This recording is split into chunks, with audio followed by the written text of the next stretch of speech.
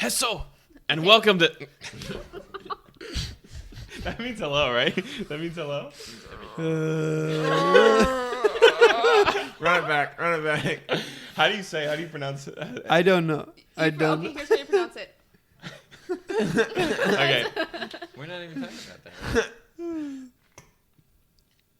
Hi, and welcome. All right, hold up. One more time.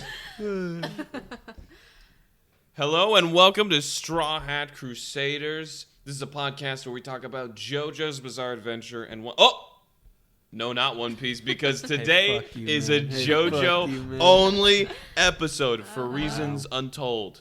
But A JoJo. We will tell were you now. originally planning to talk about the 2 or 5 episodes of Stardust Crusaders and another 2 volumes-ish of One Piece, but we decided that we were just going to talk about the rest of Stardust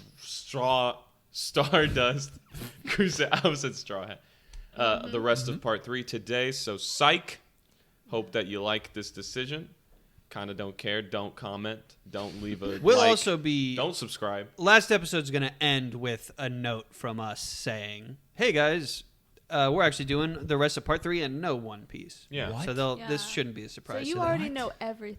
Yeah, We're going to edit Everything that that'll in, ever right? happen. We're going to edit that all in. correct. So, so nothing to worry about. But yeah, so today is a special episode. We're going to be trying to do these more often where we just talk about whenever we... JoJo all the time, and then we stop reading One Piece. No. But whenever whenever we And get... then we start LARPing JoJo characters. But yeah, we're going to start talking more about finales, both for the parts of JoJo and for major arcs in One Piece whenever we deem necessary. So, leave a 5-star review. So love you guys. Bye. Oh my god. I'm just kidding. My name's Josh. To my right is... Clayton Shalman.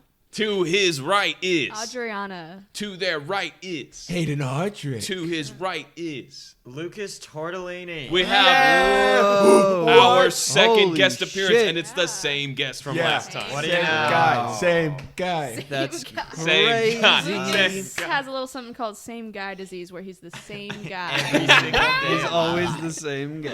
I kind of second the LARPing for the rest of this podcast. We each get a character. And, I'm John Pierre Polnareff. Uh-huh. Well, so there's Who would we 5 be? human members of the Oh, I'm Crusader. Iggy then. I can cast that right now. You want me to? Yeah. All right. You're definitely Joseph Clayton. You're Joseph. Fuck yeah. Wait, are we Hell talking yeah. about to voice If we were No, LARPing just for the to- rest Oh, of the if we were- podcast, okay. Adriana's definitely Cockyween. just from part 3, are we saying? Like yeah. just that? Yeah. Okay. Yeah. Lucas is definitely Polnareff, and then me and you have to split. One of us is going to be Split Jotaro, Jotaro. and one of us is going to be Well, Abdul. one of you I'll let can- y'all decide. One of you can be Iggy too. That's always an option. Yeah. Wait, you want to be Polnareff, don't I you want hate to it? pull nerves so All right. bad. I'll Well, be Lucas Iggy can then. be Iggy. Yeah. Yeah. Fine, I'll be Jotaro and Abdul. I'm Iggy because I only come around whenever I feel like. Well, Abdul died, so it's. I guess I'm. What? I guess Spoilers. Whoa, spoilers. Whoa. That's so sad. Rest in peace, man. Yeah. Well, A lot happened. a lot Yeah, happened. yeah. But before we get into that, how's everyone doing? How's everyone doing? Clayton, how you doing? I'm doing well. We have a fun party tomorrow we're going to. It's had a fun Halloween. We party went to a last party night. last night that Yeah. was fun. We We're kind party of right are now. socialites. Yeah. Yeah. We're like social We're butterflies. kind of being awesome. Always flying around. But I'm doing well. I'm doing awesome. I'm ready to talk about these episodes because I have a lot of hot takes. Before this Whoa. episode, I made a joke where I was like, "Y'all aren't gonna like what I have to say," and Josh approached me like, "Hey, were you let down? Were you disappointed?" He was so sad. He was crestfallen. Yeah. Adriana, how are you doing? Good. I have another experience Oh. that I want to share with you guys. Whoa. Something. Okay, I was Outside of this podcast? Well, it's actually, I know we're not talking about One Piece, but I just think this was so funny. I was in my ancient art history class, and what? Why is that funny? No. What's the joke? What, they're Found a- funny? you They found a amuse pointglyph. you like a clown? What? You found a pointoglyph.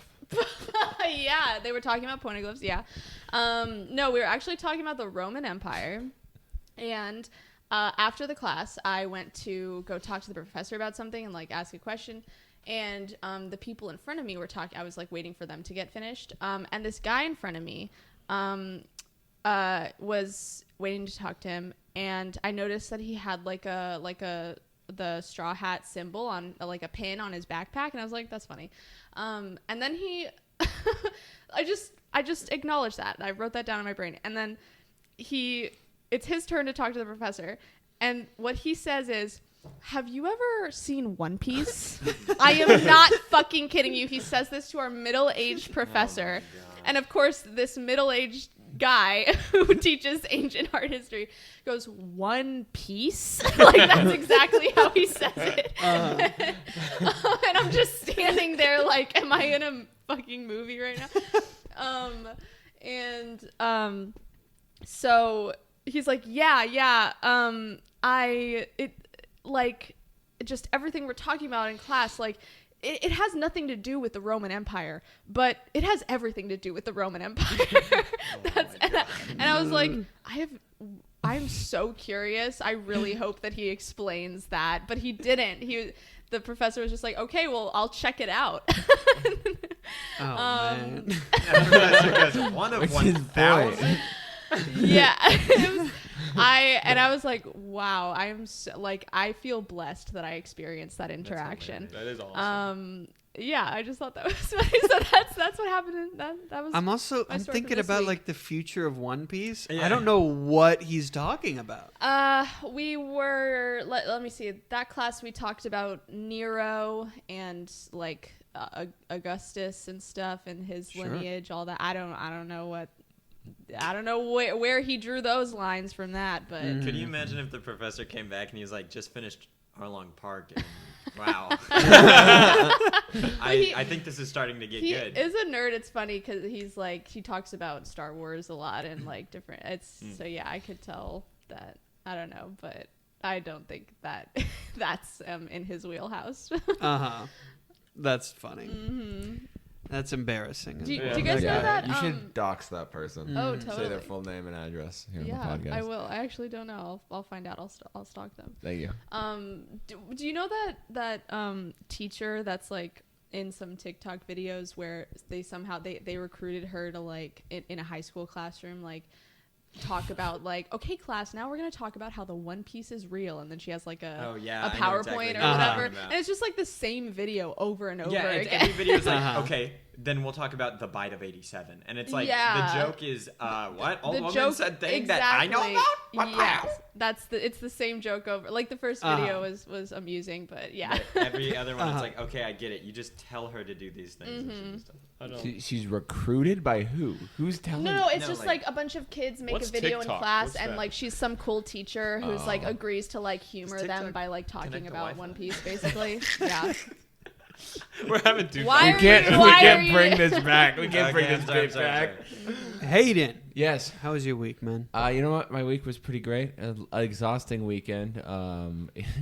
We recorded or we started watching at like 11 a.m. together all day, and we were like, all right, we're gonna watch at 11.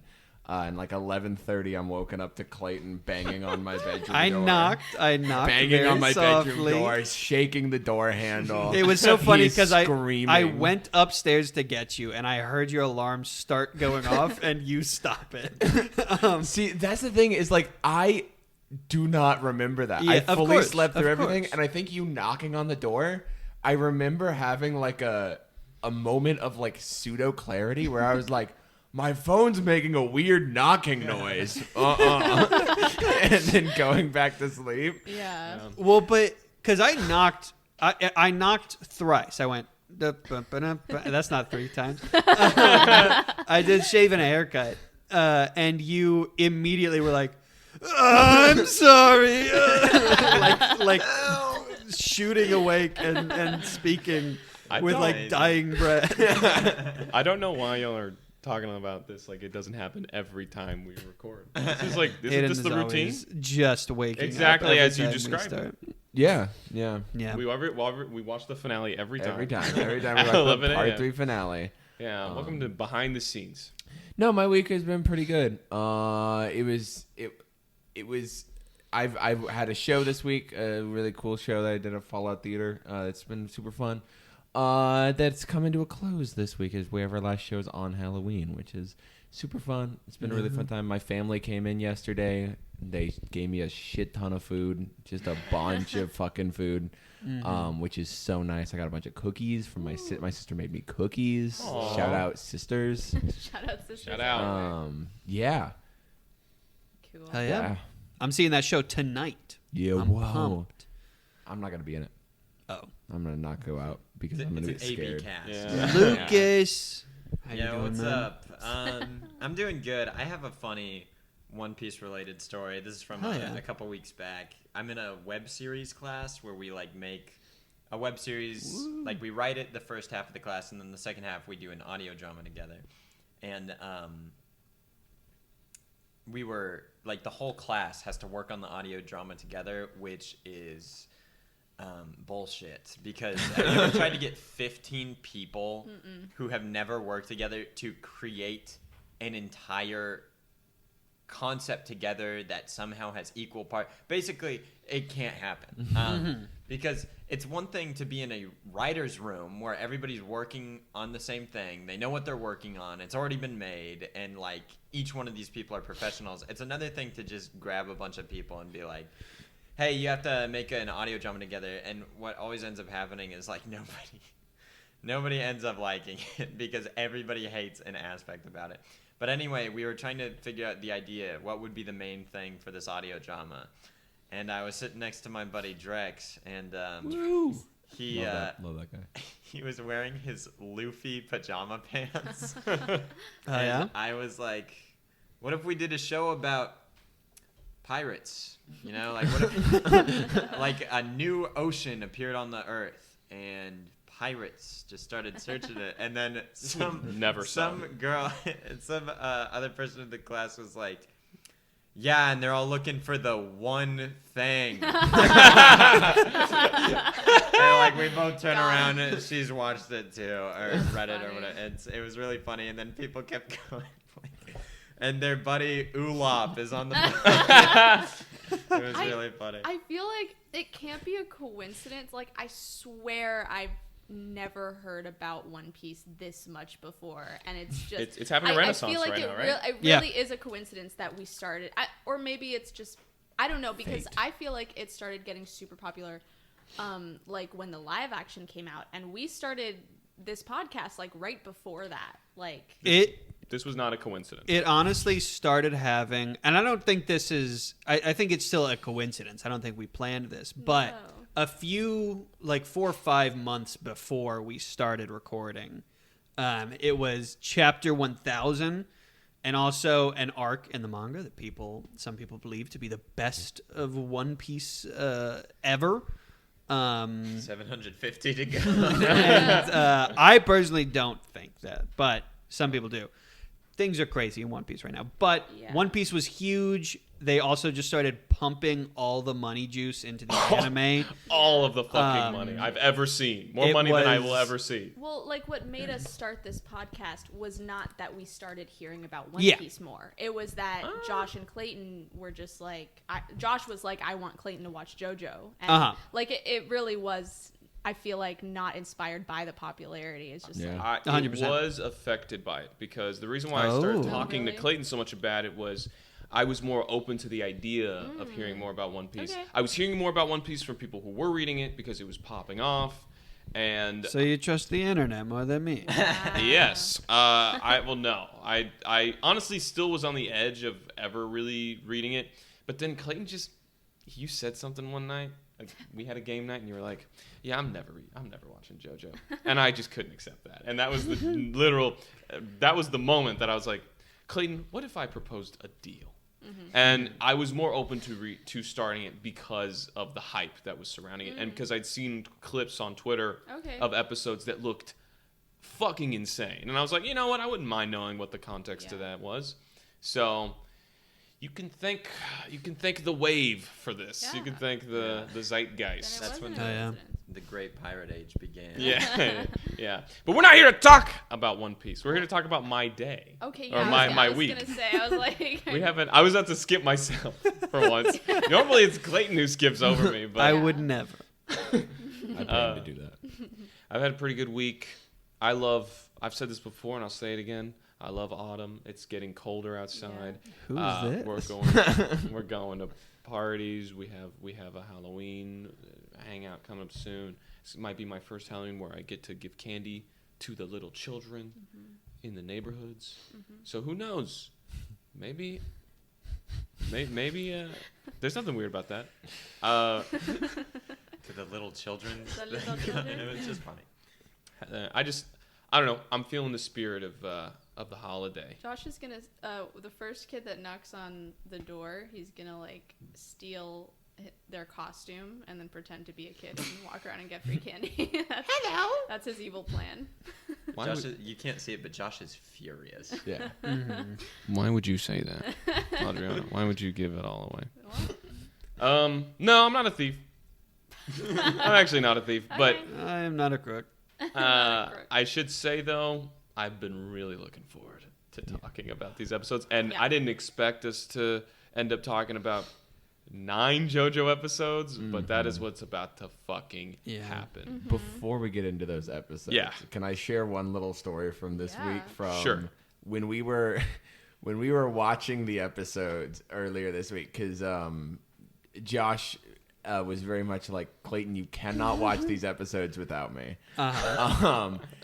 Earlier this week, we tried to make a day where we were going to watch. We were going to watch these things. The Darby episode specifically. Yes, we were going to watch the chunk that we were supposed to record. So Darby to into Vanilla Ice. Yeah. And at one point during, we didn't end up being able to watch all the episodes because of things that came up.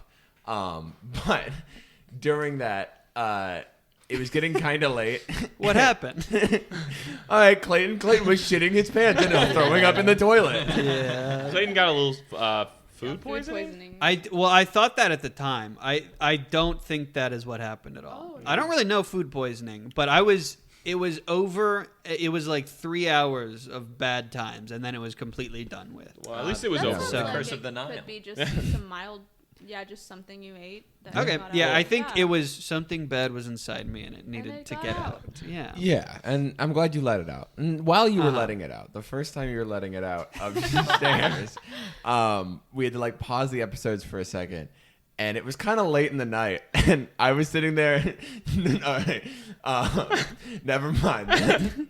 We're not talking about this. Okay, fair enough. How awful. How rotten. How rotten. How rude. How rotten. How rude of you. Let's cut that whole section, Yeah. Clayton. Basically, Adriana was like, "It's getting late. We gotta go." And I was like, "Oh man." I was like, "Please." And then you were like, "Nah, all right." And then Clayton came and was like, "Guys, you gotta go." Is that what you were gonna say? It's fine. We're all good. Yeah.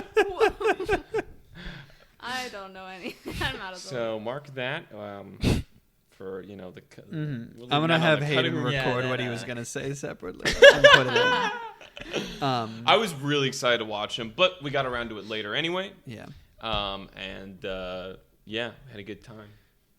Before we talk, one more thing before we talk about Yeah. JoJo. I know we agreed to have a no One Piece episode, but Man. we've got Lucas here, and we haven't heard. He's been on a whole One Piece journey. True. Yeah, I want to hear Off since mic, then. and I want to That's so hear true. what's changed for you, what's going on.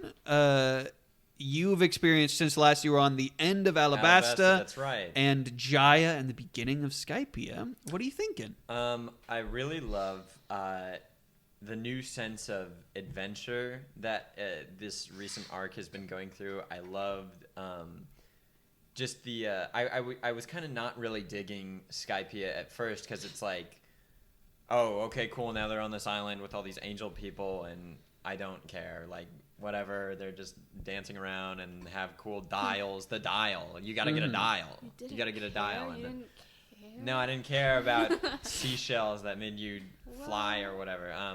Until there was like a purpose with them, and then you find out about what is it, the kami and everything, and Yeah. like, it just got really interesting, and I loved the whole thing with El Dorado.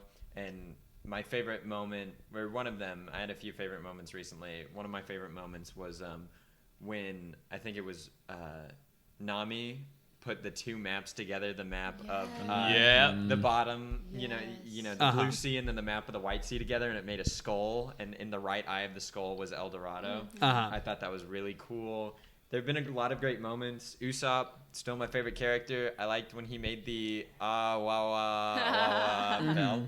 but he never made a way to release it, so he just kept swinging. And then it cuts to a panel of Sanji having beaten the shit out of Luffy and Usopp, and he's like, "All right, enough of that." And they're like, "Yes, sir." It's so funny. Oda needs to get better at naming his like special moves. Well, and no, devices. it was a joke because it was referencing Tarzan. So like, I thought Yeah. I that was don't fun. care. And it was because as well, the funny part about it is that Zoro had done that not in front of Usopp a few pages earlier. That was funny. When he was swinging from a vine.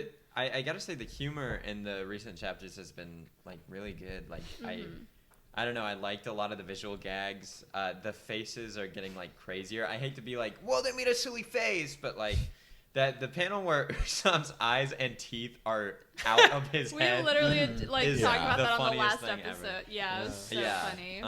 But yeah, I really like the conflict between the people who were on.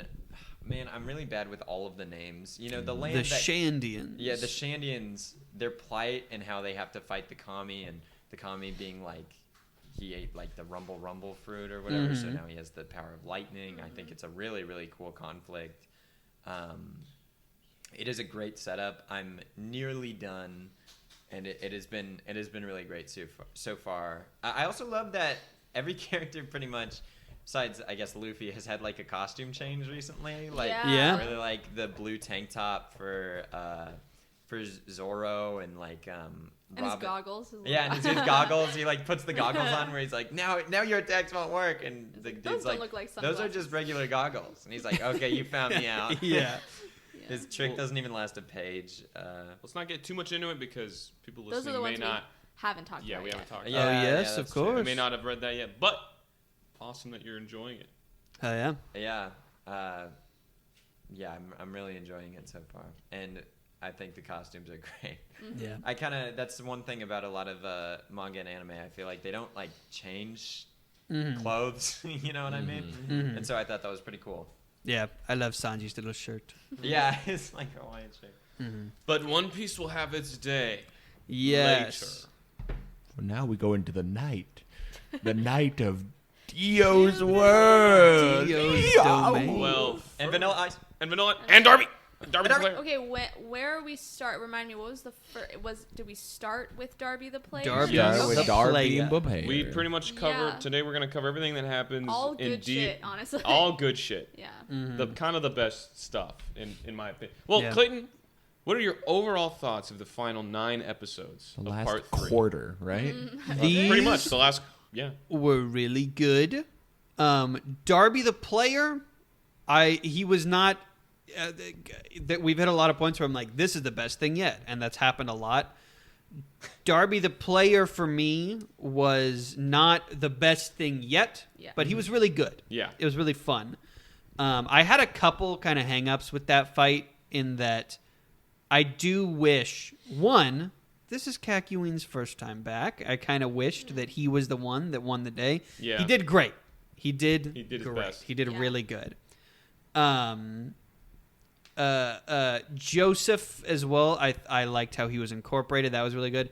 I do wish there's a moment that we were watching this together. We all thought it was very funny. We were laughing very hard when Jotaro is revealed to not know how to play video games at all. That was so funny. I kind of wish that he just lost. But then again, he also wasn't really the one who saved it. It was revealed to be Joseph, which I did like a lot. Well, it was a team effort. Yes. And you could argue, Joseph was the one playing, though. You could argue that Jotaro would not have been able to figure out what Darby's true ability was if not for witnessing him battle Kakyoin in the game. True. Yep. And you could argue. You could So, do it. as you just did. Something I might argue very now. soon. Very soon. Well, yeah, but there's a difference between, I don't know, like your only contribution being to give information at the end. You know what I mean? Not that was his only, but like. Well, that's pretty relevant to Kakyoin. Exactly. Yeah, that's kind of like his main thing. That's what I'm. Yeah. So I also wish it would have been like his. Yeah. time. Yeah. And he did shine, but like it was. Yeah. He was you're right. awesome. He Yeah. did really good. He did really good. I'm really proud of him. The music, I just Yeah. shout out to the music in that scene specifically where they're racing. The soundtrack, I listen to all the time. It's so good. The music in part 3 is just really good all the way through. Uh-huh. There's a lot of memes come from that episode. Specifically the yes. The breathing That's smile. really good. I was so excited once it got to the end, and he was like, "Are you gonna hit me with your right?" I was like, I could see everything that was Did about you? to It happen, all and I was unfolded. like, "Fuck yeah, I'm excited for this." Also, you get a little bit of Kakyoin backstory. The first glimpse of it, you see him dealing with his meeting, like mentally processing his first meeting with Dio. Oh yeah. Yeah, he that was part. very scared. He was Yeah. so scared that he Coward. couldn't do anything. I wouldn't have done that. I wouldn't have been scared. True. Yeah. Yeah, did you find his like little monologue compelling about the fears? There was a lot of that since that episode, like to the finale, about them talking about just their dealing with their fear of Dio. Yeah, I liked that. For me, that specific moment, and there's so much of the same thing in these episodes that is good. For Kakyoin, I almost like didn't buy it. Oh yeah. Because he's like in any situation, he's like never flinched, and I guess that's kind of part of it is that like he never is scared of anything except Dio, because Yeah. Dio's like that guy. For sure. And so it felt a little funky to me, but also I in the end, I think it was good. The way I saw it was like he had, he was like, I survived Dio. I dealt with Dio. So this is nothing. You know what Yeah. I mean? Like, Yeah. yeah. And he That is true. chides himself for even giving in to such cowardice. Uh-huh. But Dio is a tough guy to face. That's true. Everyone who faces him pretty much goes weak in the knees at some point, even when they like. For one reason or another. Yeah, you for know one what I reason or mean? fucking You know another. what I mean? Except for one guy. Yeah. Yeah, but we'll talk about that later. And his name is Iggy. Yeah. But But, yeah, these yeah. episodes, they play baseball. They play baseball. Oh, that's a baseball. Yeah, I love that. It's like, oh, Jotaro, did you choose this because you've played this game before? And he was like, of course I've played baseball. Like real baseball. It was really funny that Joseph seems so adamant to play when like there's no way Joseph has like played a video game in his life. I actually- Joseph's a gamer. Because he, at the end, apparently, the way that Jotaro knew it was him was by asking him about Weird Al Yankovic. Yeah, he does know about weirds, and he collects comics. He's a yeah. nerd. So he honestly, Yeah. he's like a dork and a But nerd. he was born Yeah. in 1920. Okay. Yeah, but Yeah. like So old was people I. made computers. Like Uh-huh. there's bound to be like it's not like it's Joseph not like invented the computer. I'm just saying, Yeah. like it's like Yeah. a lot of older people worked on stuff like that, so it's not like some 16-year-old was like, Listen, this Uh-huh. the NES, I created it. You know, it's Joseph like a company. is a real estate tycoon. Yeah. Yeah, so he has a ton of money to buy He fucking video. voted Yeah. for Nixon. No. Okay, What do you put in houses? Video game consoles. that's Duh. true. Also, Joseph would never vote for Nixon. I can't believe that. No. Anyway, anyway, Joseph doesn't vote. yeah, Yeah. I doubt. Yeah. Because the next president will be. So, a tomb. What did you think of this stand? A tomb. It's a very cool stand. Yeah. It is very powerful, especially in it can kind of do a lot. Yeah. It can turn people into dolls and it can read their minds. Right. He has like complete power over their soul, I guess. Mm-hmm. So I guess he could theoretically then turn people into stuff other than dolls. He's Or store their basically souls just in yeah, yeah. taking their souls away. Kind of like his brother with the coins. Yeah. which it does insinuate that's like maybe Darby just turned the power wasn't just like I turned these guys into poker chips. It's just like Darby was like, this is how I want to store these souls as poker chips. Uh-huh. And Yeah. like that's how Style. his brother And was. Yeah. it's pretty funny how where Araki chooses to emphasize the familial similarities between stands and between stand users and their stands who are related, you know, because like, you know, obviously with Joseph, Holly, and Jonathan, Vine-like, you know, stands. Then you have the Darby brothers with gambling, soul-sucking stands. But then you have ones like Oingo and Boingo. Oingo and Boingo, Don't who really- are only, I guess, similar in the way that the stands are useless. But like, you know, other than that, nothing truly like, not so much of a connective thread. And then there's Enya and her son Jay Guile, who both have really creepy stands, but beyond that, they're not. Yeah. It's because it's more based off personality. Yeah, it's like exactly. Some relatives are alike and Yeah. some aren't. True. Yeah. True. So true. So true. We're so Some deep. people are really similar. Some people are the same and some people aren't the same. Controversial opinions. But yeah, so then you move on and we meet Vanilla Ice. Real quick, at the end of that fight, Kekuin, when he gets released, he comes and he slithers out of the doll like a genie, and I love it. It's awesome. Yeah. He goes, Yeah.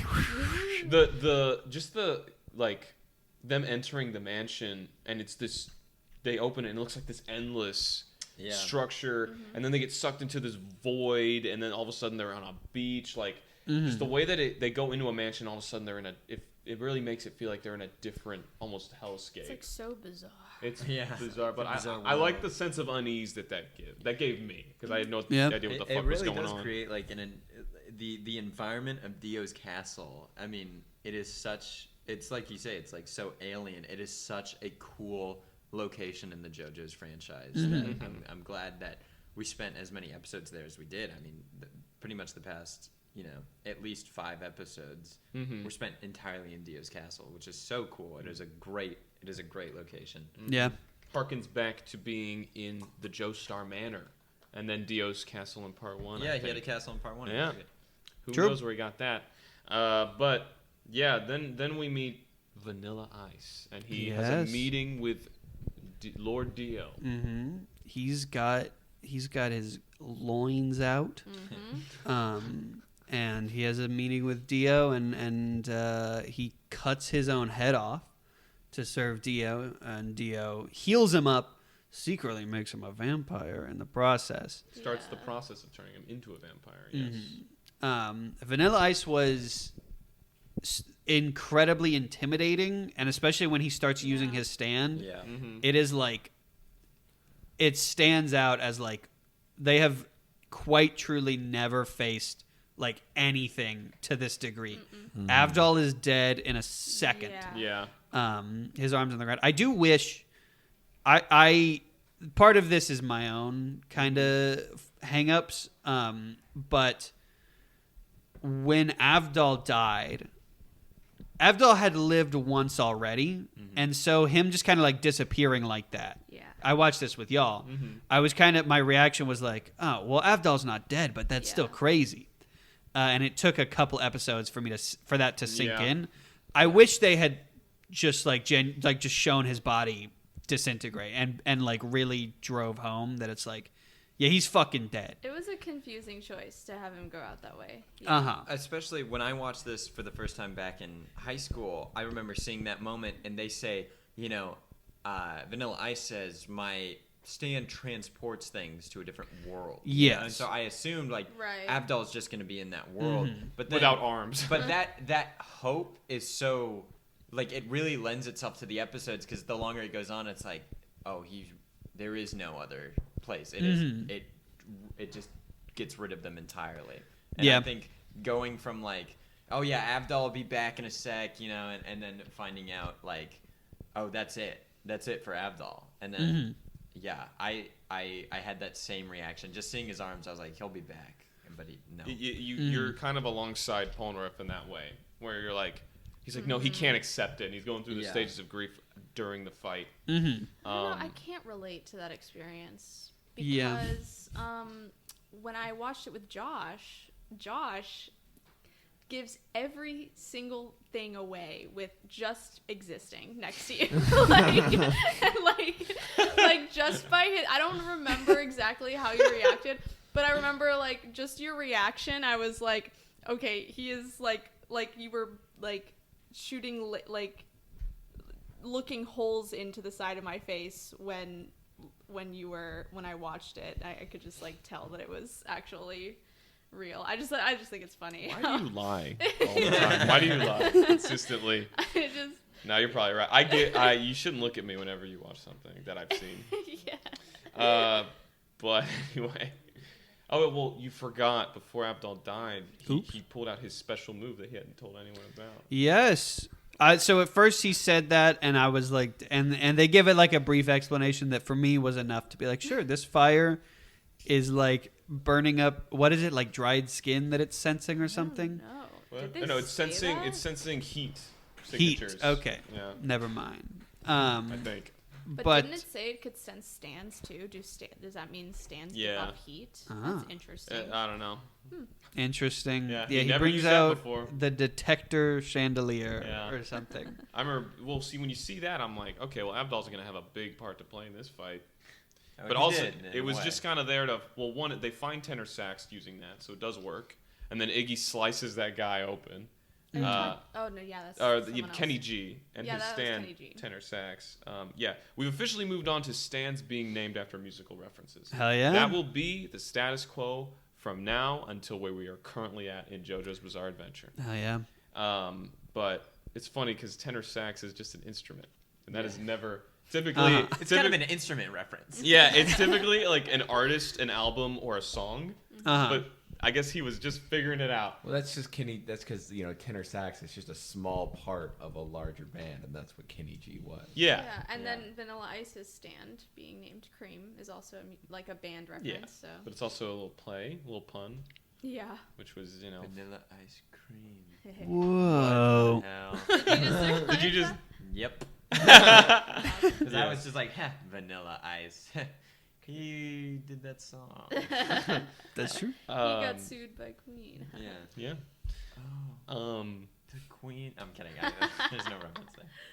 So, tenor sax's stand, which can turn a room, can put illusions, can project illusions across rooms. I don't know why I'm having trouble pronouncing this sentence. And Iggy slashes him right out of a pillar, and then he's dead immediately. Kill him. Yeah. Still, I really like the idea of showing up to a stand battle, and there's somebody else who has like a stand like that, and they're just playing support. Like, that's a cool idea. Yeah, I enjoy it. Well, it's kind of like Oingo Boingo a little bit. Yep.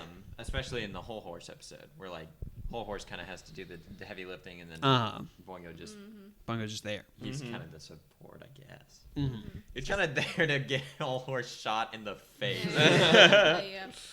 I like the setup a lot of just like there's waves of stand users you got to beat. This is the final wave. It's Dio's top minions, and they all have a role to play. Tenor sax mainly to just, I guess, be a guy who stands there and lets the place look really big. But I don't know. It allowed us to have like Abdul and Iggy work together to beat an obstacle. Yeah. Then It's also nice to see like fights and little obstacles that don't take a whole episode to resolve, like just little things here and there. It's always because it's like I think JoJo has a very big strength of kind of making every roadblock feel very important. You don't really have a lot of dudes that most teams just run over. And so it's when you get those rare moments of being like, they are so efficient. This guy, not a threat. Yeah. Maybe if they had dealt with this at like the beginning of the season, this would be an episode. Now, it's like the sun dead. kind of like they learned from that. Like they know what is an illusion. Yeah. I do something that really though is a highlight for me is while Abdul does go out in a way that is just so sudden, his final moment is not wasted. Like he before they walk in, Abdul's like, "Listen, I'm doing this to stop a greater evil. If you guys end up being in danger, like I'm gonna leave you behind, and and I expect you to do the same for me." And they shook on that, and then as soon as Abdul senses they're all in danger, he, at the cost of his own life, pushes Polnareff and Iggy out of the way because he wasn't about that life. He cares about his boys. Yeah, he first was and lying. foremost. He lied, and Polnareff like curses him. He's like, "Abdul, why did you lie? Why didn't you get out of the way? It should have been me." So it really adds to like the tragedy, and that's like that final moment really seals the deal for me as to like why I love Abdul so much, and he will always be dearly missed to me. Yeah. Yeah. Yeah, I thought it was great. The setup there and the payoff of that it really works for me. And then also the imagery of like Avdol's arms just falling to the ground. It is immediately like this is something is very wrong, and like you're in a lot of danger. And then the fight that proceeds like 100% lives up to all of that. Like the not the Void, it's the Void on Netflix, but Cream is so deadly, and Polnareff and Iggy have to do so much just to survive through it. Just to stay alive, not even to do any damage to him. Iggy win you over a little bit? Iggy won me over a little bit. The moment, because he did not at all in the Pet Shop episode. I still hated Iggy when these episodes started, and we got to the point where Polnareff and Iggy were running away, and Iggy was going to go straight out the door, and Polnareff was like, "Hey, we can't let this slide. We have to get this guy." And Iggy's tail shot up, and he got determined, and they went up the stairs. And I was like, "Okay, Iggy, you're all right." Just in time for me to care about his death. Yeah. Because it's a brutal death. It is. The dog terrible. kicking. Yeah. But before that, Iggy comes in clutch like 4 times in this fight. Yeah. The whole thing with Dio walking in, Dio, that was really such a good. idea. Them being like hidden under the stairs. And then, of course, him saving Polnareff with his last bit of stand energy was really good. It's a really good fake out, too, because we see Polnareff get disintegrated, but we had just set up. I'm gone. Yeah, you see his like earring hit the ground. And the fact that like that opening for that episode is one of the best, in my opinion, because it's like, you know, the silence of Polnareff's earring hitting the ground just for Cream to just like the whole thing, and then the song that plays whenever Vanilla Ice emerges from Cream is one of the coolest songs in like the whole show. And so that it was just an expertly done like opening to an episode, just to reveal like whenever you see the blood fall from the ceiling, just to reveal that Polnareff was fine. Yeah, and he kept telling Iggy, he's like, he it breaks my heart to like see Silver Chariot pick up Iggy and try to like get him out of harm's way, and he like gets Iggy out of the spiral of death that is Cream, you know, trying to kill Polnareff.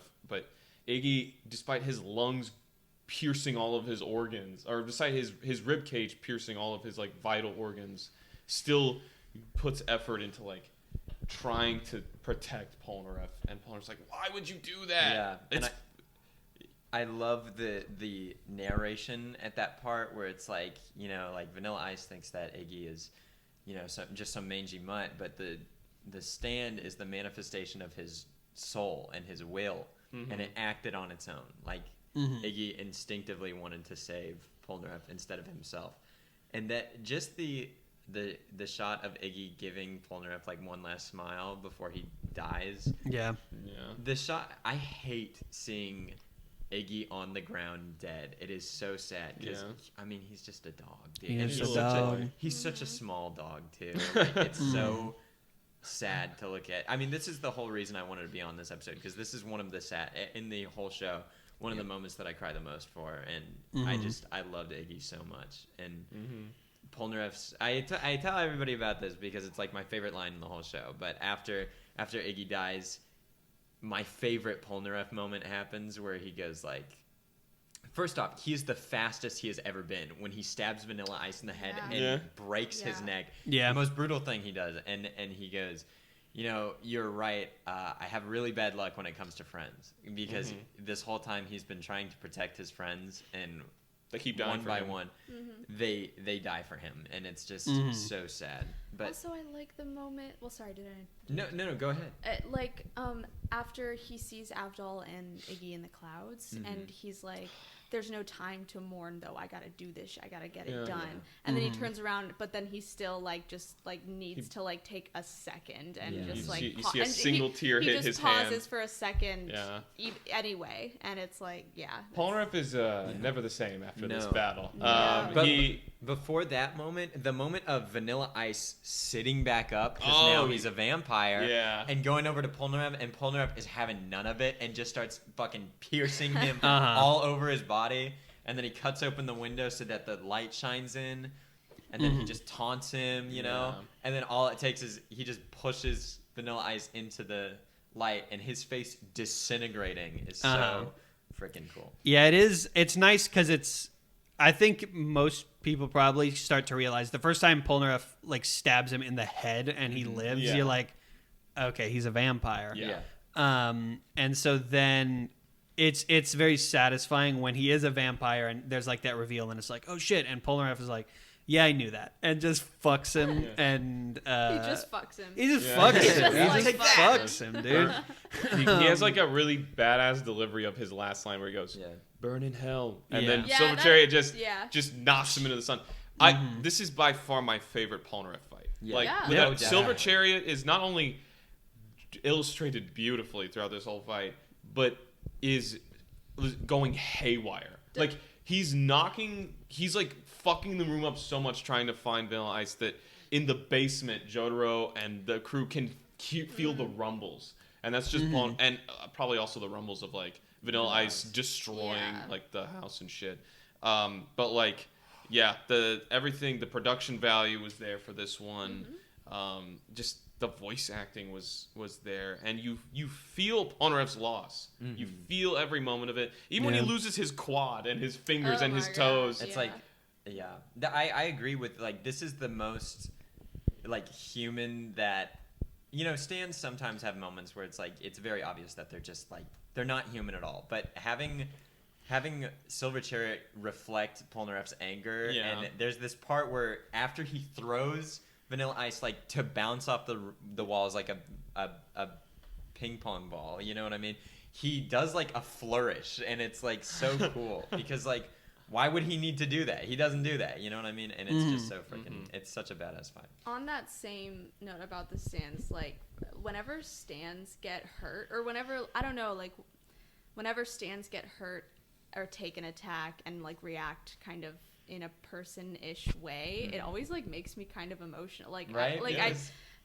Just, like, really empathetic specifically for, like, more than even just, like, a character. I'm just like, oh my god, no, you're, like, hurting, I don't know, just innocent this little creature. guy. Because it's showing that they feel this. They're not just like, they're not the Force. They're not like a superpower. It like, personifies it's them more than just like a weapon. It feels like these characters are using their inner child to fight Yeah. battles. Oh my god, that's exactly the feeling. Oh my god, that's you got it. That's exactly what it feels like. Yeah. That's so funny. Does the Alessi arc seem like just a fever dream, like a crazy, like that doesn't exist? You kind of like wonder if it actually happened. Basically, I don't think about it anymore. Every once in a while, I get the image of baby Polnareff, but that's it. Can you believe this is like part of the same show? The threads are there. The threads are there. I love Polnareff so much. I love him so much. There still is a bit of Polnareff personality though, because there's that moment where the death spiral's happening with Cream, and he goes and he's like, the narrator goes, "Here are your three options. Select one. One, make a plan and find your way out. The handsome Polnareff finds a counterattack. Yeah. 3, Two, he dies. Life's a bitch." So it's so good. For some reason, I was so ready when I first watched this. When I first got to these episodes, I was so ready to see them fight Dio that I was like, oh my god, another detour. But it won me over at the end. And then when I went back and rewatched it, I was like, this is really like one of the best fights in part 3. Honestly, my second favorite fight in part 3. Mine as well. So I am... What's your first favorite fight? Or have we not got to that yet? My first favorite fight... Honestly, this might be up there for my first favorite fight. I enjoyed the Dio fight a lot. Yeah. I think I need the dust to settle a little bit You before do. I can say for sure. I do feel like we might need to come back to your thoughts on this later. Because we just watched the finale. And that's a lot to take in. Yes. But yeah, this fight ends with we see their ghosts going to the sky. The spirits, the golden spirits leaving bodies, that's something kind of new to JoJo at this point. That is kind of that's a motif that will stay. Okay. Because now that like stands have been personified and they're kind of like the soul personified, it kind of left Araki in a place where he's like, yeah, I can show spirits and ghosts and shit. Cool. Get used to that, buddy. Yeah, but then Polnareff sees Dio. Yes. What? Wait, not yet. Oh. Not yet. First, we have Jotaro and crew have a little run-in with a little guy. With a little, they have a little I Wired love Beck that. moment. I love that you point out this was like Wired Beck because it literally is. Yeah. Or it's actually an Adams moment. Wired Beck Adams was the original Wired Beck. Huh? Who? Exactly. Who are you talking about? Exactly. There's a villain in part 1. It's right between two major fights, right between Zappelli's death and the finale, where they're walking they're trying to get to Dio's castle, and they're on the countryside, and then some guy walks up and he's like, "Hey, you can't be here," and then he turns into a zombie, and Jonathan takes him out in like 2 seconds. And then we have Wired Beck in part 2, and now we have this guy. Yeah. It's almost like Araki wants to give us a palate cleanser before we get into the big bad guy. I enjoyed it. After seeing the hell that they had to go through, obviously it's different characters, but the crew went through hell with Cream. Yes. And so it's nice that JoJo and Kakyoin, they just kind of have like a little punching bag here. Yeah. We get his whole backstory was like, everybody calls me a loser because I don't have a stand, And but I'll show Fuck them. that dude. And then So he comes out because the back of his head is a woman, and Jotaro immediately goes like, "Yes, I will help you," and then punches the shit out of him. And Joseph's like, "Yeah, we'll help you. We'll help you lose a few teeth or something like that." Something awesome. Yeah. And so then they just make that guy their bitch, and he takes them to Dio. Yeah, it's great. It's a good little moment of levity before we get into until we get the stairs. Until we have Polnareff at the bottom of the stairs. And of course, Polnareff is separated from everyone because that's where he works best. And we see Dio at the top of the stairs. Yeah. That moment was good. That setup too, I was like, Polnareff's a fucking goner. Like he's so injured, and he is there alone with Dio. I think part of me, I assumed like that. I didn't necessarily think he was going to die, but I was like, they're gonna get there, and Polnareff's gonna be like a pile of bones. Yeah. There's gonna be a Polnareff-shaped hole in the wall. Yes. Which, to be fair, that's what would have happened if Dio wanted that to happen. There is no way Silverchair could beat the world. He played with his food for like 20 Yes. minutes. Like, Yes. Which is Dio's hubris. Also the idea of imagining Dio stopping Everyone time said yes. and Yeah. picking Polnareff up Yes. and gingerly setting him down at the You bottom of the stairs. Are saying the thought that every Yeah. single person had with that, which is just what a silly thing to do. You should see people have like 3D animated exactly what this looks like. It's hilarious. amazing. It's amazing. Doing it in like 5 seconds too. He has to like run. Well, in JoJo time, as long as you talk during those 5 seconds, it kind of lasts however long you want. Yeah. But yeah, he had to book it. Need to True. book it. Yeah, but then our boys crash the wall open, Uh-huh. and And they they're do a little like- point. They point. They go point. They go boom, and they do point. They do point. And then Dio runs away, kind of. He's like, Yeah. well, I'm getting out of here. Yeah, because the sun, like Vanilla Ice said, Uh-huh. Dio would never go into a room where sun could get in. So Yeah. he was like, I'm not even fucking like risking it Yeah. with the sun coming in the room. Yeah. Mm-hmm. Yep. Also, the moment where once Polnareff is like, "Hey, I have to tell y'all, Avdol and Iggy, they didn't make it." We get the one shot we get. Obviously, Polnareff is quite broken up, but we get a shot of Jotaro and his reaction to it. And he always keeps his stone face, but they really do a lot to like show the cracks. Yeah. And it's really good. Oh, man. Do you want? I am going to tell you something now that I've been wanting to say about Jotaro for Please so do. long. Is that in an interview, or was it an interview where I don't know. At some point, Araki established this about Jotaro's character, and it's that people were like, "Yeah, he's so like." He keeps his emotions so in him, like so closed off and Yeah. everything. And Araki clarified that he doesn't try not to show his emotions. He is reacting completely naturally, and he is like confused about why people don't know how he's feeling. Like that he's just not Yeah. being performative about his Uh-huh. emotions. Without masking. Exactly. And that's just like his natural, like he still feel like everything that's going on in his head is happening, and he's just like, what, you can't tell that I'm upset? What, you can't tell that I'm so happy right now? Like that's crazy. Isn't it obvious that I'm like that these are my inner thoughts? That totally tracks Right? with everything, with how he reacts to things as well. Yeah. It really. He never forgets about stuff like, you know what I mean? No. And so Yeah. it's like, I sometimes people just react to hearing horrible news differently because there's no way to process the worst thing you've ever heard in 1 second and then look at the camera and give a face. I think it's entirely realistic for him to just Yeah. look, just sometimes stare. Like, people are autistic, and sometimes Yep. people are Jotaro, and sometimes they are them at the same time. There's a big accepted yeah. fan canon that For sure. Jotaro is autistic or is on the autism And it only spectrum. gets more like supported As it goes on. as you learn more about his character. Yeah. Jotaro is the best character ever. I really do resent people who watch part 3 one time and are like, Jotaro's so bland.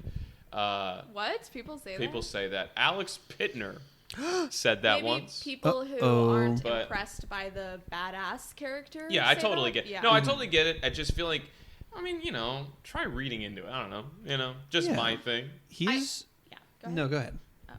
Alex Pittner is valid for feeling that way. Wait, Okay, Josh is going. Hang on, hang on. Me and Clayton just invited each other to finish each other's thought, and then Josh was like, "I'll take that." No. I want to just throw that in there. Go ahead. Go ahead, guys. Well, if no one else is eating it.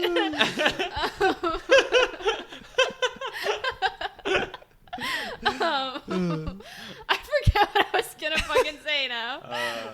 Jotaro autistic? Yeah. Were you gonna say that? Yeah, I was gonna say exactly that again. What were you going to say? I was gonna say Jotaro is to me the quintessential, and I don't know if I even would have picked up on this if y'all hadn't told me, but he's kind of the quintessential like Western hero. Oh my god. And maybe his absolutely. emotions don't always play on his face, but they always play in his actions. yes, Yeah. Absolutely. He's based on Clint Eastwood. Yeah, It's yeah. awesome. And he even says that, like in the fight with Dio, Yeah. he's like, well, at this part, if this were a Western movie, the hero would say this. And I was like, yeah, You notice that's there's awesome. multiple moments when he's about to use Star Platinum that his hand twitches as if he's about to reach for a revolver Oh, Uh-huh. on his Yeah. hip. Yep. so cool. A little iron on his hip. Yeah, I feel like they do a lot with that. In duel fight, the whole ending to that is like very much like a quick draw thing. Yeah. Yeah. And it was very good. And then the end of the Dio fight, but we'll get to that. Yeah. And yeah, I don't think that Jotaro's bland at all. I No. think Jotaro is awesome. And this is still And not cool. even the best Jotaro, in my opinion. Whoa. Does he come back? I don't We won't know. get into What? that. We won't get That's into crazy. that. So Yeah, he actually in part 4 he wears a leopard hat. well, I guess we're here.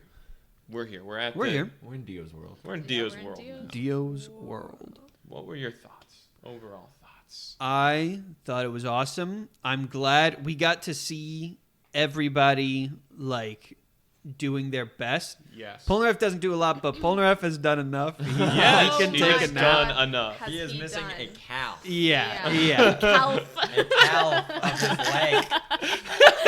His leg is missing. It's like- Starting with, it's funny. I did not tear up for the death of my golden boy Kakyoin. Maybe because you I- were spoiled Oh about my it. gosh. Jesus Sorry. Christ. It's okay. Do you remember when we were playing Wavelength and I said you were the loudest person I knew? I'm sorry.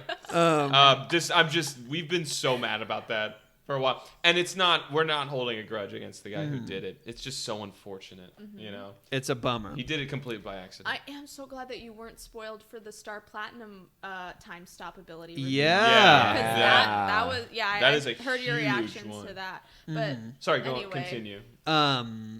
The Kakyoin, I was gonna say I did not tear up during that. I just, as I was about to bring it up, could feel it like kind of welling up in me. Yeah. He, not to spoil my rankings, undoubtedly my favorite character. He's amazing. Hierophant Green as well.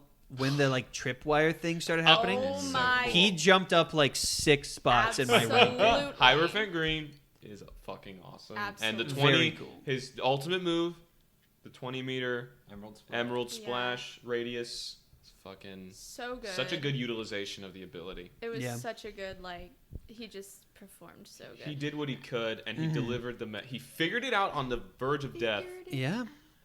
It is crazy. I remember Adriana's reaction to Kakyoin dying was the craziest. What I don't remember. Was just the most visceral thing I've Really? ever. I don't- You were in denial until they literally said the words Noriaki has died. Kakyoin has died in Lego City. Oh. A man is kissing a man in Lego City. Lego City. Jesus Christ. Yeah. It was the first time that Abdul's death and Iggy's death for me were visceral. Caesar's death was a lot for me, but Kakyoin's was the first one where I was Gut-wrenching. heartbroken. Yeah. I was like, not him, anyone but him. Yeah. When I first saw it, I was really surprised, honestly. Yeah, like he's I was so like, young. I can't believe this like prevalent of a character, relevant of a character, and he's so young, and he's like such a I don't know, he's just the same like kind of character as Jotaro to me. So I was like, oh Yeah. my god, like what the like a high school kid. I don't know. It's just so. Yeah. Him His thinking parents. about his parents. Yeah. Exactly. They don't even know where he is. No, his parents thought he just ran away, and like with his backstory of him always being like a recluse and like not even being close with his parents, that's just like it's so heartbreaking. Yeah. Eh, yeah. I did think it was really funny during the episode, because I think you probably would have picked up on it too when they started doing the like backstory He knew. flashbacks Yeah. of Yeah, Kakyoin, yeah, and you were like, yeah. "This Oh, he's motherfucker's dead. so dead." Yeah. I was. The same thing happened to me, but I was in denial until it happened. Yeah. Dude, just sorry, quick moment. Kakyoin and Joseph swinging through the city So like fucking Spider-Man. Spider-Man. Yes. Spider-Man. Why Awesome. isn't that? Why didn't that happen the whole season? I know. It's so well, they awesome. weren't in really like a big city until No, now. they Yep. weren't. No. Yeah. Fucking And Jotaro awesome. can fly. Yes. Yeah. And just He can like fly. He can Jotaro just really can fly. He Jotaro can just can Not actually fly. I had it in my head. For some reason, I misremembered that as the stands picking them up and Yeah. carrying them through the sky. yeah. I wish it were that simple, buddy. But It fucking happened, It and it happened. just happened, and it doesn't happen again, and it's fine. If you read it in the manga, it makes I think more sense just because it's like they talk midair a lot, and when they're doing typically like it's supposed to be translated as they're falling, but they're just speaking in JoJo time. Yeah. exactly. But the way it was translated in the anime, I think it was done for artistic purposes, but they do look like they're flying sometimes. When really they're leaping and falling. Yeah. That's what that especially looks that like. one moment where Jotaro's in midair and he turns around and then changes Yeah, direction. changes his trajectory. It's a leap. Yeah. It's a real Awesome. big jump. Star Platinum's strong enough to use move air on- pressure to do that. To move on from Kakyoin. Well, Oh, go ahead. are we moving on? Are we moving on? Well, Because no, I we just can wanted come to back talk later. about I just- Joseph's reaction Oh, to yeah, it. Yeah. Absolutely. Him being so upset with Dio and everything. I love Joseph so much, and I love that he still got like tricks up his sleeves, Yes. even to like the end. Yeah. Yep. So Yeah. Absolutely. Lucas was like, let's stop talking about Kakyoin, and then I pulled out a gun. and I said, I'm "Oh, kidding. I've sensed something has changed." We're not video yet, so you couldn't see us all put our hands up. Yeah. No, I just meant like since we were kind of No, I'm so Yeah. kidding. But like, yeah, I also just the fact that Joseph like knew that it was a message and it was just like awesome. And it really went to like be like, yeah, these guys met like only for the first time at the beginning of this trip, but they know each other so well now. It's Their like, souls are so connected. Yes. that- Yeah. I know. It's so, and that was the other thing I was gonna say about Kakyoin's backstory is that like, just he was like the reason that he couldn't feel connection to anyone was because no one else could see. Like, that's just No so. one could see his That was stance. just really, like, I loved that. Just that he felt like people could see his soul. And that is one of those moments where the anime exceeds the manga because that backstory was completely added in the manga.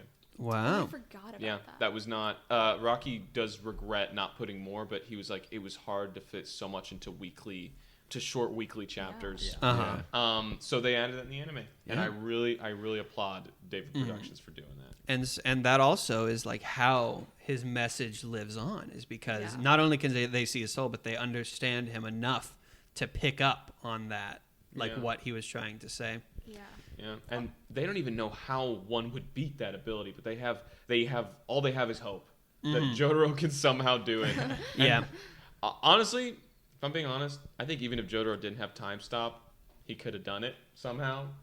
But I'm glad that he does have time stop, and he has to learn to use it because Jotaro has technically had this the entire time, right? This is an ability that's been inherent to Star Platinum. He just didn't know about it, and Dio goes into how he didn't know about it either until one day he just kind of like felt something Yeah. and then had to like believe that he could do it in order to keep doing it. So if Jotaro had never heard the message, he probably would never have figured out how Yeah. to train the time stop ability. Dio said it just felt like it was like adrenaline slowing down time for a little bit. It didn't feel Yeah. like it was, last thing I'll say about the Kakyoin Dust scene was like, it was so pretty when the wires of Hierophant Green were just like disintegrating and just like Yeah. that whole environment or what. Yeah, I just like really liked the environmental design of that. Absolutely. But sad. And then Joseph gets the fuck out of there as fast as possible. I love when he uses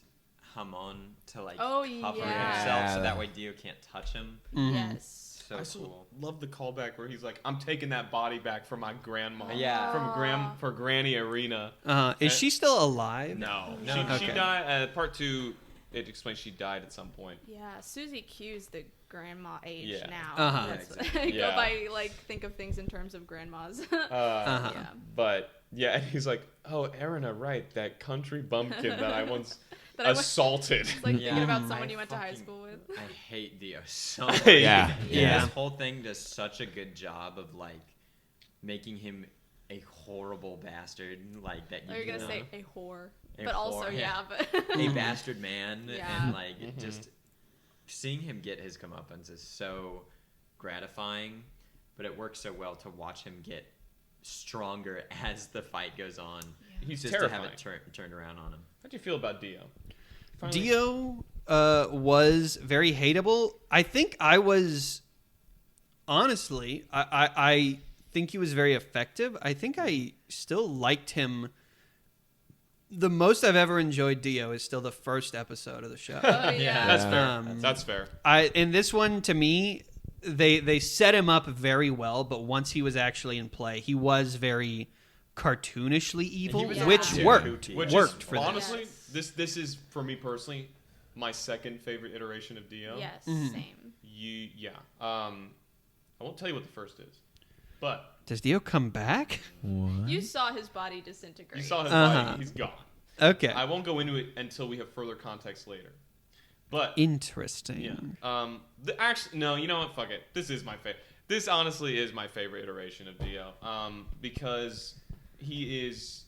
I feel like Araki took everything that was likable about him Mhm. in part 1 and left behind anything that was stupid, and then Mm. added an incredible stand, and an incredible fight to the mix. Yeah. The senator in the car bit was Oh my just, God. it's so, I love when he just rips his teeth out and it's like, Yeah. Jesus and he's Christ. Like, I do not know how to drive Yeah. a car. Like, please. Drive the car. Yeah. What I love about this is that what I love so much about this finale too is that we don't get Dio we don't get Dio as a main player in an episode till the final 4 episodes.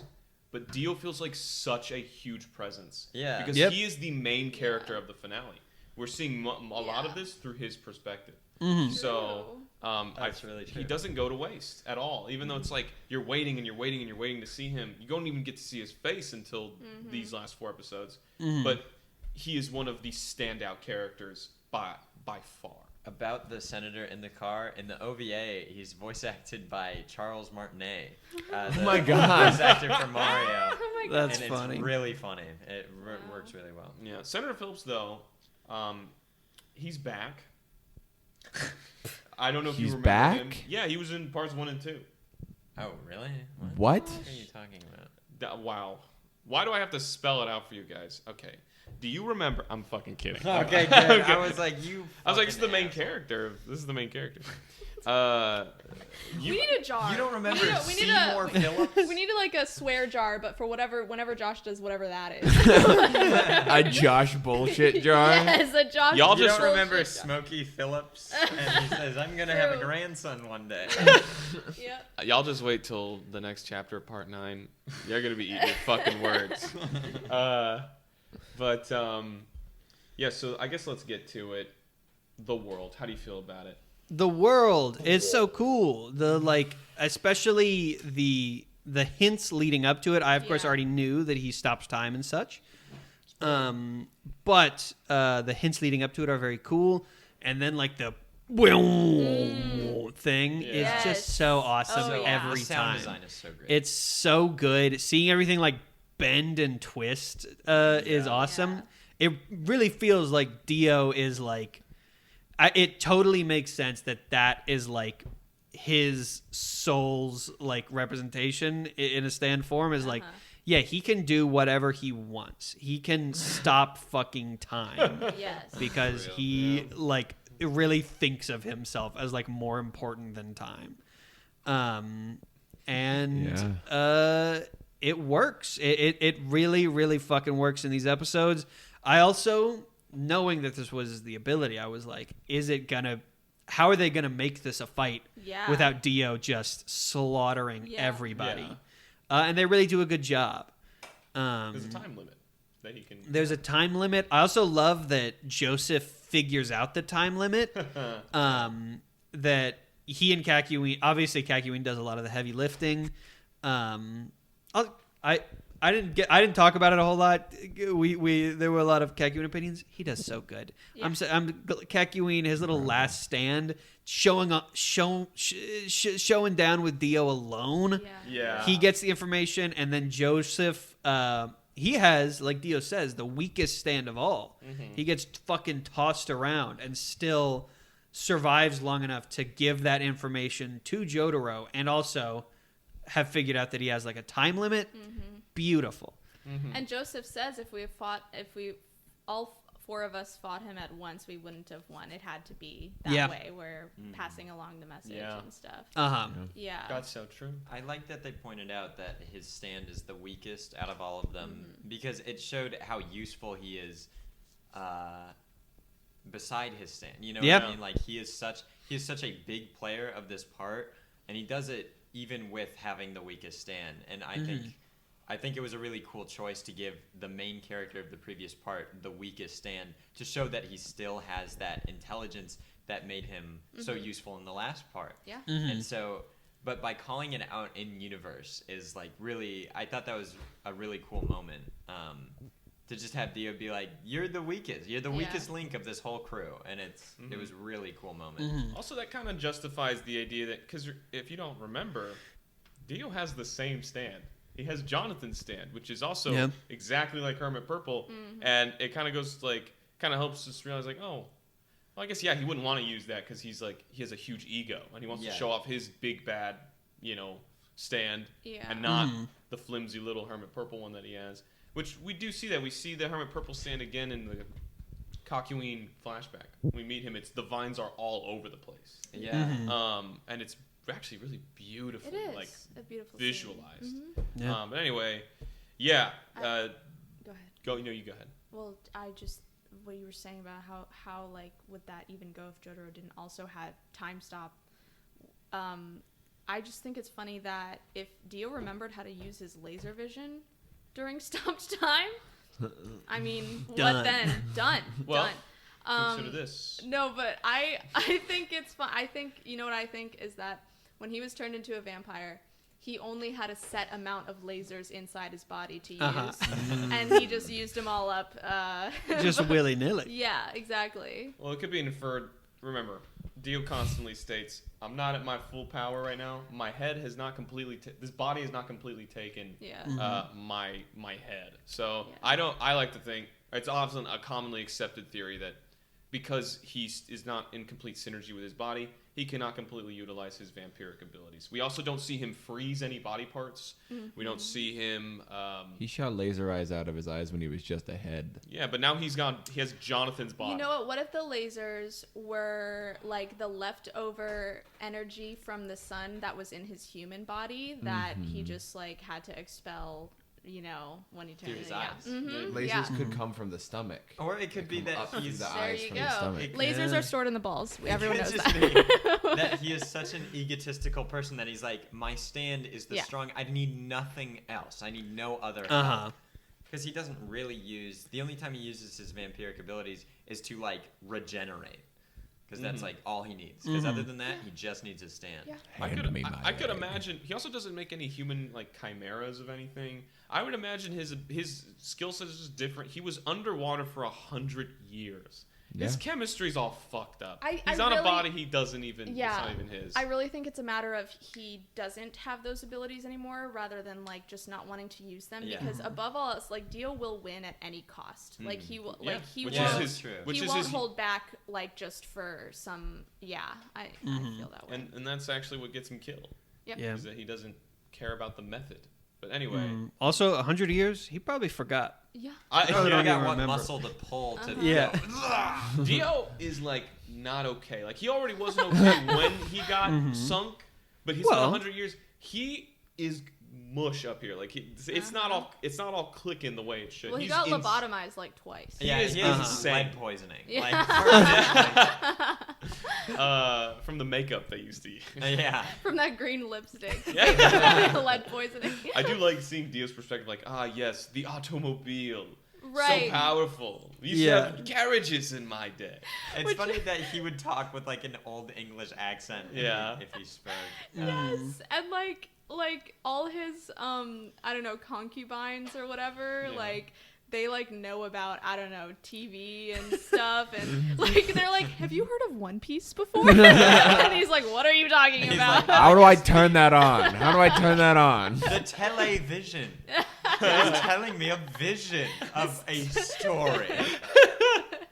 Is this real? Is this happening He's right like now? trying to watch TV and like Yeah. blinking really fast. Yeah. He doesn't know if he can look at it. How did those people get in there?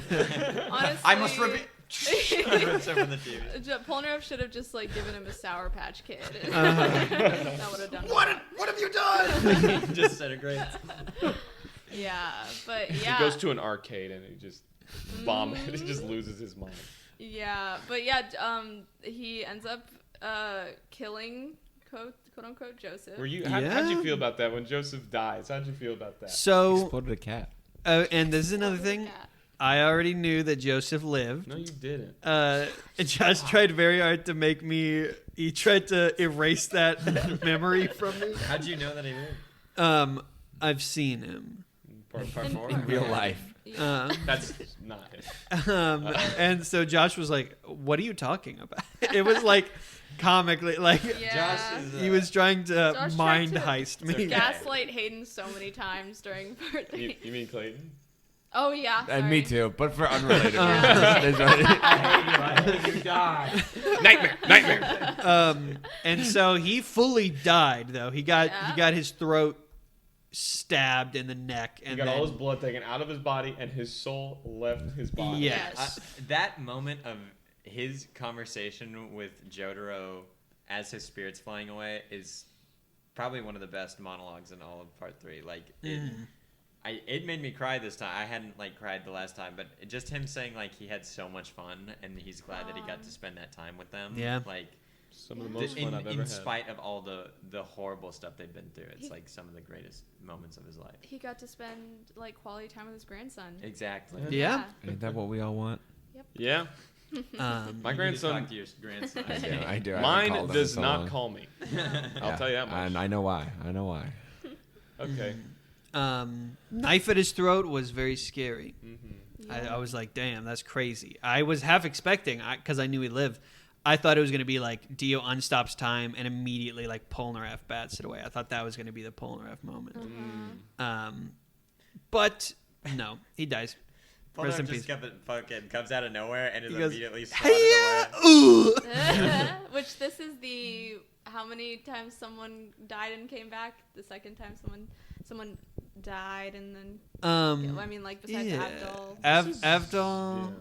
Yeah. This Who is else? the only time. I Well, don't- Joseph maybe has. it is just Abdul. Joseph has been. Yeah.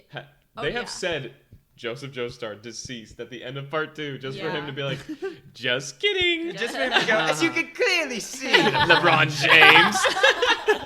I still stand. Yeah.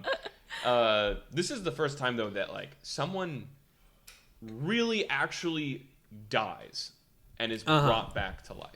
Yeah. And it's probably the last time, Clayton. So don't expect that ever again. You're fucking with me.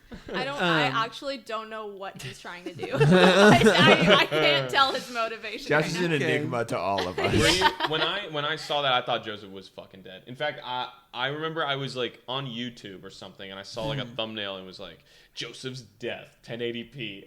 And before I had finished part 3, and I was like, "Fuck!" And I thought I've got spoiled for his death, so it happened. I was sad, but then I didn't know about his little revival.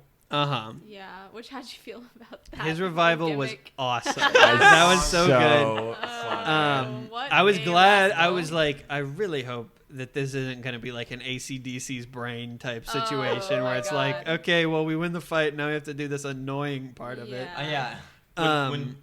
When Dio, for a second, were you convinced at all that Dio was back? I didn't think Dio was going to be back. I mean, I knew that the episode was going to end with Joseph alive, but I was like, oh, is there something? Are they going to have to do some weird Joestar exorcism thing? It's just a last Yeah. obstacle. Uh-huh. It was a an last- obstacle. I mean, I can't believe Joseph. It is immediate. Jotaro is okay, well, I'm going to fucking kill you. And Joseph's like, ah! also, Joseph was like, I know that my grandson just lived through a fucking insanely traumatic experience and lost real life people that died, and he's probably so traumatized. But this would be awesome. I love the So funny. moment where his stand reveals itself to reveal that he was Yeah. Hermit Yeah. Purple was Wiggling pulling around. everything, Oh and my it's dude, you planned this. Yeah. But He Dio, planned it He as was- he was As he was Yes, I dying. was gonna say he was in the He was beyond, in heaven. just feel he's he was on Twitter, and they were like, Joseph Joestar has the opportunity to do the funniest thing ever. It's because I like to imagine Joseph always in part 2. He's always so many steps ahead. Yeah. I like to think that as he was dying, he's okay, this- Jotaro's gonna win. Yeah. Then he's gonna put the blood in me. So when I come back, what I'm gonna do. But yeah, That was funny. He also asks him about Weird Al Yankovic to like prove that it's him, which is hilarious. We've never heard him talk about that.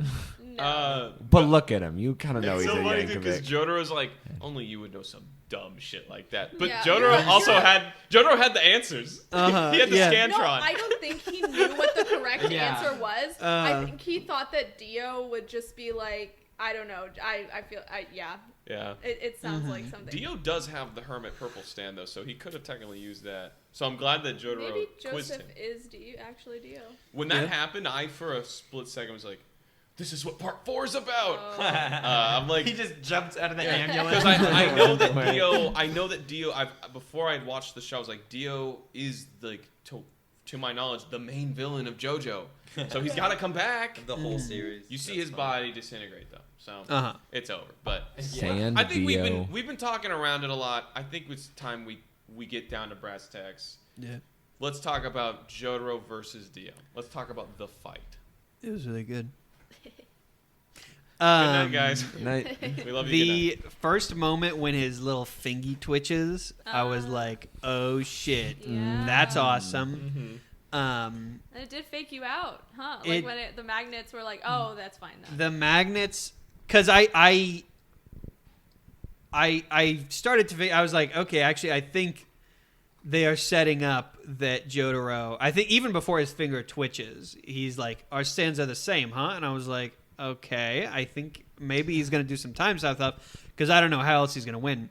The magnet thing, though, still. I love that inclusion because, like, I really like that he still had to work and be clever like he always is in this fight. And the magnet thing was, like, the perfect way to get Dio to, like, come in and let his guard down. Worked, yeah. Yeah. Cool. Yeah. It was awesome. It was a very good fight. Saw a steamroller moment. Steamroller. I like that the steamroller was basically, like, Dio's last hurrah. Yeah.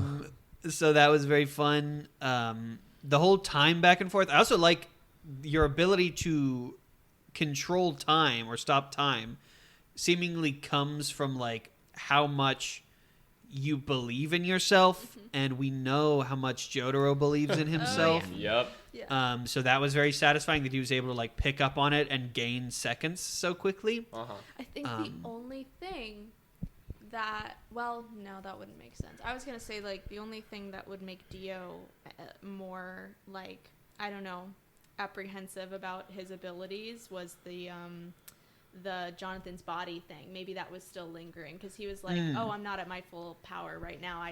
This isn't my body, you know? Yeah. So, yeah, I feel like... use that as an excuse. He did use that. Yeah. I do like that they do set up... Sorry, were you about to say something? No. I do like that they do set up, though, the Joestars. There are familial similarities between the stands. Dio is technically related to Jotaro. Yeah. And they are very alike, even though they are so different. Yeah. There is a key aspect to them that is extremely alike, and that is they are both very, very confident. They are both they have incredible will. But typically what you'll find in a JoJo fight, and in fact, even going forward, I don't think this is too much of a spoiler, but the abilities of the heroes will be completely the opposite of the abilities of the villains. This happened before Part 3. This will happen at some point after Part 3. With this fight, though, having the villain and the hero have the same ability really just creates such an opportunity for Araki to contrast how they use it and how different they are in battle.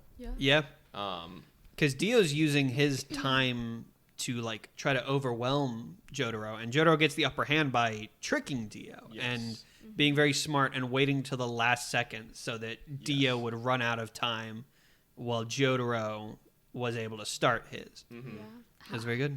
How did what was your opinion on the Dio transformation after drinking Joseph's I mean, that was blood? awesome. That was great. He Well, got all slutty. He took his outfit off. He got a little like haircut and lipstick. He It was cut the great. hair. Personally, my least favorite Dio look. Just Yeah. visually. It's Yeah, just- I mean, it doesn't look it's good. so It's Super ugly. Saiyan, It's so like- yeah. I hate looking at it. Actually, I like the lipstick. I don't like the hair. The hair's the one part I don't like. Anything about. I kind of like how ugly it is because it's Yeah. like he drank the blood and now lost he's fucking monster Dio. It's very much He's- the difference between how Dio is, like, just normally at his baseline, super suave, confident, like super calm, calculating or whatever.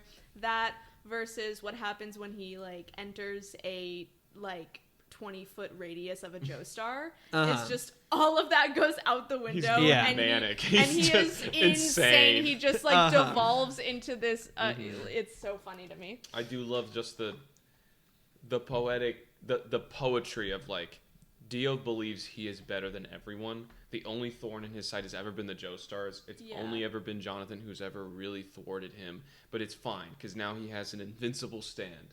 Oh no, the one guy that has a stand that can counter mine is a Joestar, and it completely shatters his ego. And the ego is where he draws his composure from completely. Jotaro draws his composure from the need to save his mother and his friends. One of those is weaker than the other. And that is why Jotaro wins, ultimately. Yeah. I just really like that that dynamic, like that storytelling concept of just this character having a vice like that just drives them to madness instantly. And it's so I just think it's really amusing. Also, just the moment Jotaro sees Joseph die, like truly die, is the fucking rage that you actually see, and it's When the he's one. walking up, It's the one moment where, like, Jotaro is about to lose his shit. He's about to lose his mind, and when he does, he gets a bunch of bones fucking broken. Yeah. He F's up. He gets F'd in the A, dude. Like, Yeah, dude. Honestly, he gets his S F'd up. But yeah, it was a very satisfying fight. I think the one moment that did not work for me. So Jotaro totally earns the victory, like 100%. I did not like the very last moment. I like the punch the leg and then Star Platinum cracks a little bit and then the world cracks. Yeah. That's good. I don't like that kills him. I don't think I fully understand that. I'm sure you have an explanation. Punched Josh. him so hard his stand exploded. Yeah, yes. like, that's how it felt a little bit. It's super cool visually, but it's also I don't know. I like it because you've never seen it done before, and the idea that like this dude punched him so hard that his fucking stand shattered. Yeah. His soul cracked. Like imploded. Josh wrote a dissertation. This is how he graduated. I was where you were at. Right, I loved this fight. I was once like you. When I first watched it, I loved this fight, and then it got to the end, and I was like, "Oh, that's it? That's how it ends?" After further analysis, I realized why Araki did that, and because what you're looking for is what is the thing that Jotaro gets on him, like what is the like the telling thing? How is that the thing that kills him? And literally what's happening on the table is pretty much Dio tries to kick Jotaro with the leg that he had just gotten exploded by Star Platinum before it had healed. Jotaro punches that exact spot, his weakest point on his body, and he does it with maybe the hardest punch he's ever given. That is enough to destroy the world. The real point of that being, sorry, do you have something? Yeah, I mean, I just to hop in real quick, my issue with it is not that I don't buy it or I don't believe it or that it doesn't like make sense to me. To me, it's more just like it was not very satisfying. Let me explain further Sure. why Araki did that. Why it's satisfying. Well, not why it's satisfying, but like the point Araki's trying to make. The full story. Dio lost in that moment because he said, "I don't care how I win, as long as I win." And because of that, because his ego had been completely shattered by the fact that Jotaro had just actually demonstrated a full time stop and had caught up with him, he does not think before he does a stupid move, which is kicking with his injured leg. He loses his composure completely in that moment. He's lost the battle mentally. Jotaro literally baited him, and he took He it. took the bait. He's He's like, scammer gets scammed. yeah. No, he literally said, he was like, I'll wait for your leg Yeah. to heal up, and Yeah. then I'll kill you. And Dio, because he's completely lost his mind and lost any good sense of like critical thinking skills, because he is furious, his ego shattered. He takes the fatal bait, and he does that. And it may not like retroactively completely change your view, but watching it, if you watch the scene again with that context in mind, it definitely makes the scene really satisfying for me. Because I think you're in the same boat. Like more of the point, if can ask, is it like you kind of want Jotaro to punch him a couple more times? Yeah, that's what I want. I definitely got all that. Like, I think it's very clear that Dio is he is kind of his own downfall in this moment. Yeah. It totally works narratively. Jotaro punches guys a bunch and punches guys hard. Yeah. And You want I his face I to get don't flattened. want him to explode. yeah. I want him to get shredded apart Just by Star Platinum. You wanted the rhythm of the scene to be Yeah. like, Yeah. Oh, Good Also, beatdown. like it feels like every other villain so far. I mean, we've gotten through. We're to end of part 3. The Cars gets fucking blasted into space Yeah. and becomes a rock. Dio in the first one gets burned alive in a ship after being decapitated. Like, this just felt like it's. Don't get me wrong, it's cool and everything else works. It's just the fact that it's like, yeah, Jotaro punched him and he blew up. Thinking of without spoiling anything, thinking of the way that every other villain in JoJo ends up. Their last. It's like It's the kind of bar like- is kind of like at an insane level. Yeah. And so just like punching a leg does seem a little lackluster. So what you're talking about is not the narrative satisfaction. Yeah, no, It's Why did y'all narratively- let me talk that long? I tried to stop you. you. You said it's not that it didn't work, and then you said, "Let me explain it." We love you. I thought you were saying it didn't. It's not. It's the fact that It just didn't look as. Yeah. No, cool as that. I understand why you thought that, because Clayton said it wasn't like satisfying, and I also assumed he meant like narratively satisfying. Yeah. well, I for knew what he anyone. was talking about the whole time. Wow. Well, I just did that so I could look around the table like, what? that I can understand. Yep. I think that it would have been cool. I will say, I think even that I could get why Araki would do something like that, because it's like, well, I already showed a scene of Star Platinum doing a barrage on Dio, like a full barrage where Dio's defenseless and he goes flying 100 feet. So why would it would be repetitive to do that again. Let me do something with more visual flair. But yeah, I don't know. It would have been fun if like Star Platinum had like put Dio's head between his two fists and then Put him between his pecs and then flesh. Did the pencil test with the. just like flattens his face into a pancake. That would have been awesome. If Star Platinum took a frying pan and hit his own face. So yeah, that's very fair. You're wrong. Okay. And then it ends. And then it And ends. then it ends. And They you get on a see them in the plane. airport. And the plane doesn't crash. Yeah, allegedly. Okay, we're going. We've been.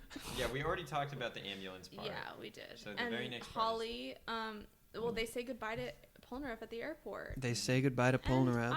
I really like that scene. Yeah. It's Yeah. Mhm. Absolutely. It's a little end up to Polnareff's little character and them being like, yeah, you're friends. We're friends for life, but I'm gonna go back to and have my life still.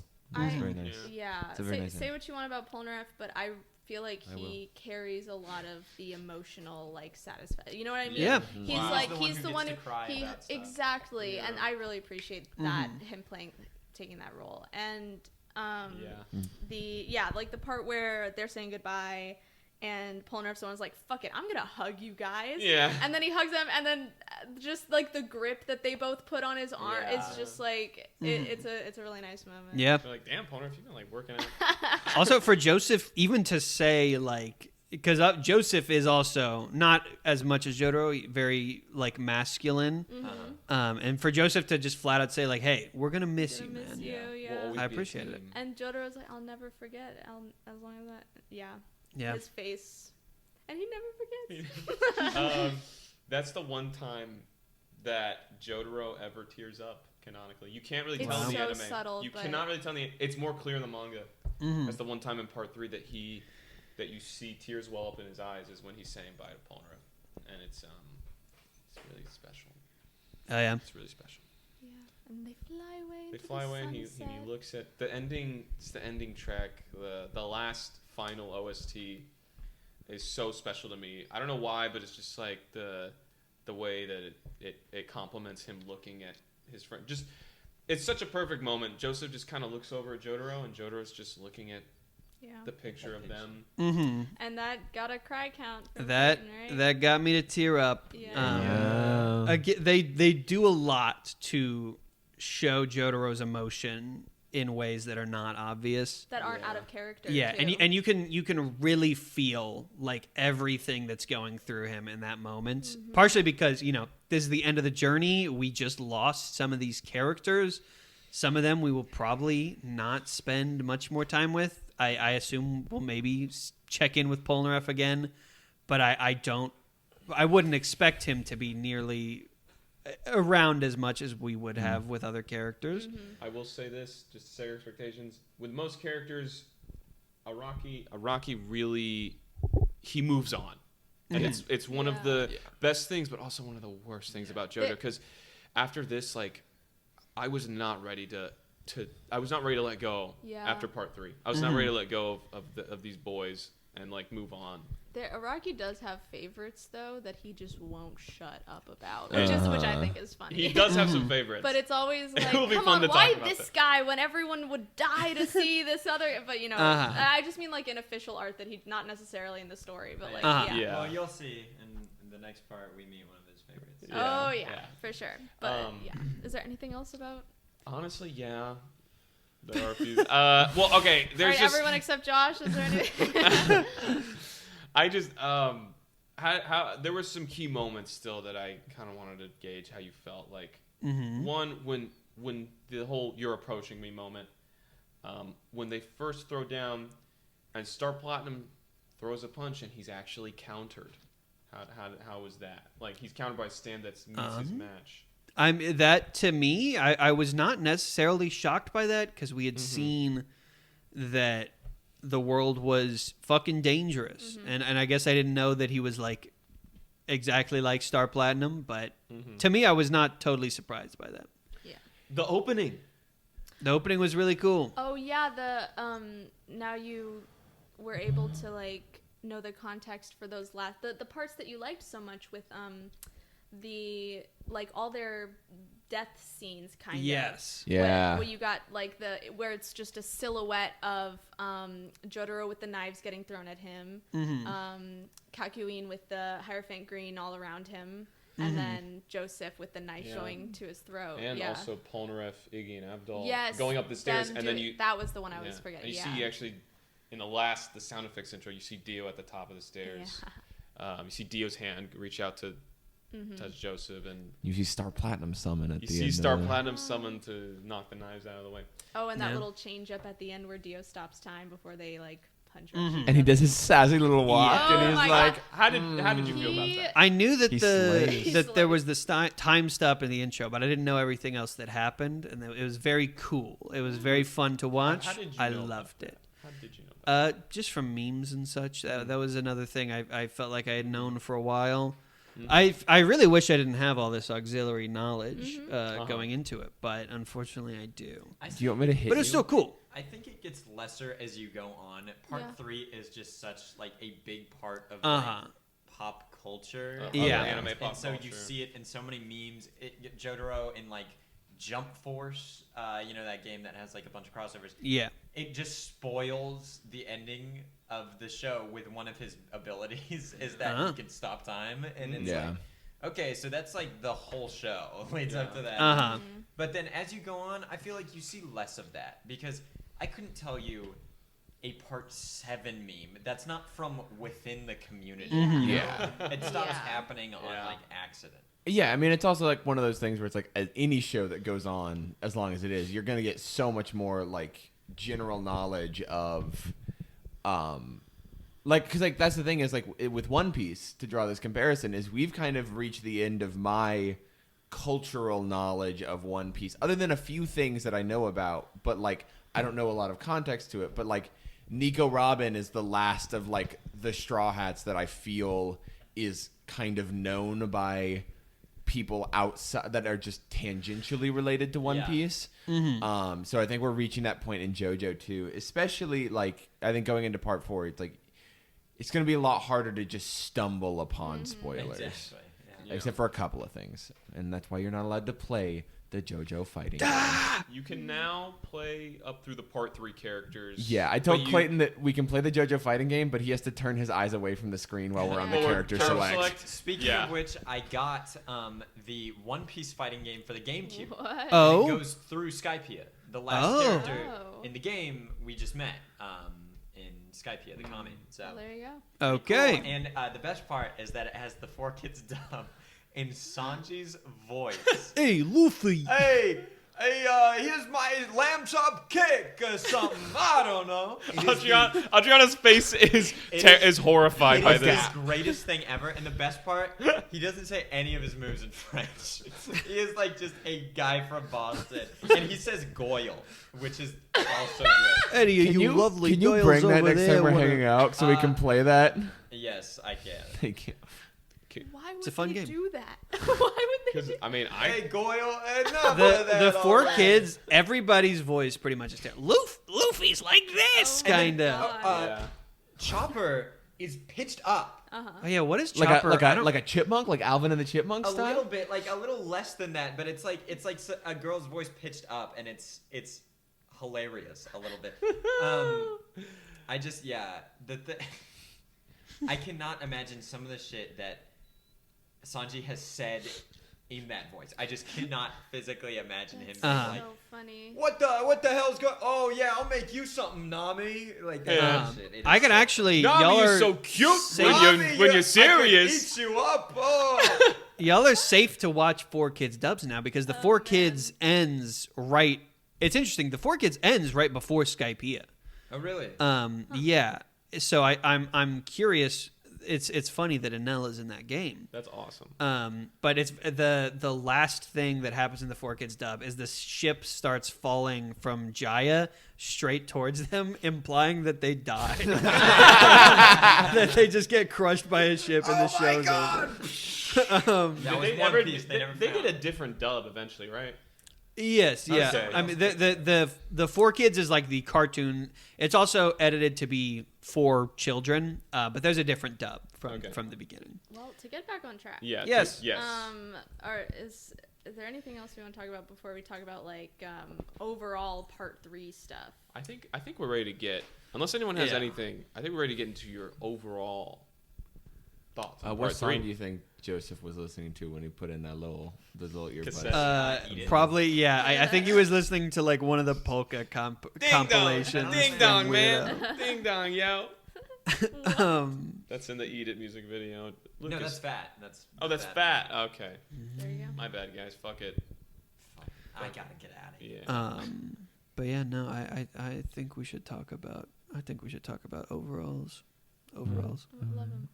We love Wanna- them. Mario, where's the... You want to start with the easy one? Rank your Crusaders.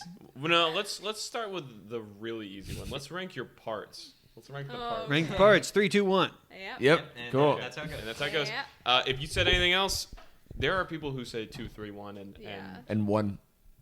Some people just say one. Yeah. Just one. There are people who exist on this earth just to hurt others. So you can't always trust Yeah. certain. But yeah, favorite Crusaders. Sure. I guess I'll start from the bottom. I kind of have 2 tiers of Aw, you cried? 3. Actually, that's where my tier count is too. Bottom 3. This is an easy rank for me. Iggy in the back. Sorry, he grew on me. Yeah. I definitely Yeah. started to Not like that him, much, yeah. but He's my least favorite. not more than Avdol. Avdol is next. I like him a lot. He was really cool. We didn't get a whole lot from him all the time. No. When he shined bright, but we didn't get a whole lot of Avdol. And then top of the bottom pier is going to be Polnareff. Fuck you. No, Sorry? he's right. Polnareff is like, it's not that this is like a tier where I don't like. the top 3 are characters that I genuinely struggle to like pick which one is my favorite character. Yeah, 100%. But Polnareff, really great, especially by the end of this whole thing. I think I see him like fully realized, and I Absolutely. really love Polnareff. I'm gonna ask that you rank Joseph only by his appearance in Stardust Crusaders. I don't know if that's possible. I think it is. I mean, it wouldn't be possible for me, but It'd be possible for me. I don't know if it is either, but Okay. sure. I think Try. if I were to delete part 2 Joseph from my brain, he's going to be 3 on here, but I think my 3, and this is like a real, again, so close. The difference between all 3 of these characters is like by a hair, but 3 is going to be Jotaro for me. Love him. He's amazing. Mm-hmm. He's my 3rd favorite character, not just from this group, but from the whole thing thus far. Yeah. And I'm sure he will just grow on me with time. But then up next is going to be Joseph. Love Joseph. Yeah. I've talked a lot about him. I love his brain. He's so cool. His And he's mind. funny. Who's mine? And then number 1 is my sweet angel darling boy Kakyoin.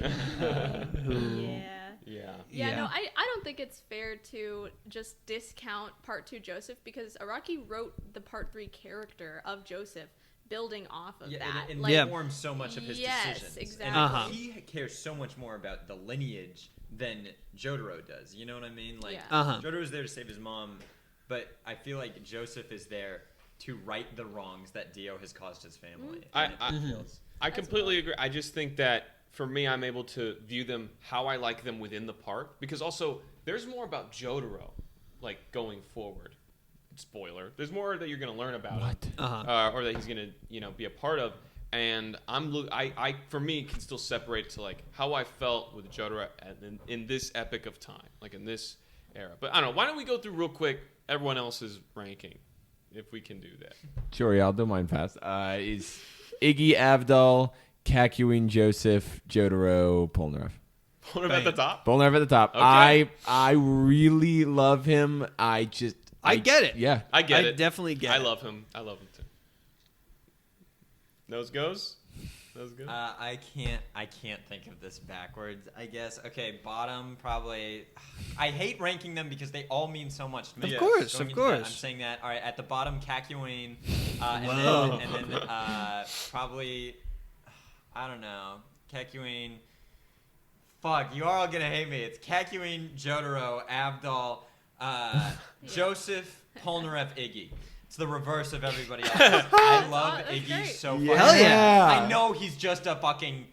He doesn't great. like do that. I but love he's a him. dog, and Valid, I love. Lucas. I latch on to characters Yeah. so hard. Polnareff, I love him so fucking much because he is the one who like processes the most trauma. Yes. But Iggy is he's just my dog, and seeing a dog have to keep up with people and seeing him fail and somehow be more human than some of the human people that he's fighting against is like just the most amazing time, and I cry so hard every time. I understand. Yeah. Your I love your ranking. list. I just I don't feel bad agree because I don't have the same list, you but know, I love that list. I think Kakyoin is great, and I did cry, when he passed away. But it's hard for me. I don't know. Not Yeah. every character, not every shape of character is compatible with like the puzzle piece that you have. think You know what it's I mean? hard. Like, And I it, think there are later Joe Bros that I like latch onto so much more. And for Jotaro, I do think he's really cool, but I like him more when he has certain other factors that influence him. And I completely understand. yeah. This is like Josh is gonna like this a lot, but I would have put Polnareff at the very bottom before, but now it's probably goes Avdol, Iggy, What? Yeah. Polnareff, Joseph, and then I honestly, I actually might resent you guys for making me make that decision. Right, So I'm yeah. just not gonna Yeah, do it. that's fair enough. That's fair enough. Like, Jotaro and Kakyoin are tied. I feel bad having to pick a bottom because none of these Yeah. characters are bad. I Yeah. love Abdul. Yeah. Honestly, Iggy might be. I don't know. I do not feel bad about just- who I'm about to put at the bottom. I'm going off of like this most recent watching of this. Mm-hmm. Like I said, my rankings don't really mean a lot except for Yeah. the top 3 maybe are the ones that stay pretty consistent, but everything else is like just very fluid based on like I don't know, just like what I'm feeling at that moment about the characters. So after watching, the Iggy episodes recently, that makes a difference, I guess. Before I get into my ranking, I would like to say, Clayton, in the community, Kakyoin is a slept-on character. There are a lot of Kakyoin lovers. But the Kakyoin fans are- go I was gonna say insane. the fan art would disagree. Yes. The fan would disagree because there's a pretty large and vocal minority. Oh, absolutely. But a lot of people are like, Kakyoin's boring as fuck. And I haven't heard that so I have will heard that. Say, I haven't talked about it at all. I don't You don't really get it? care about Yeah, I know. Kakyoin Yeah. that much. I didn't latch on to him. When I watched it in high school, I was like, he's kind of a boring character. I'm not invested in him.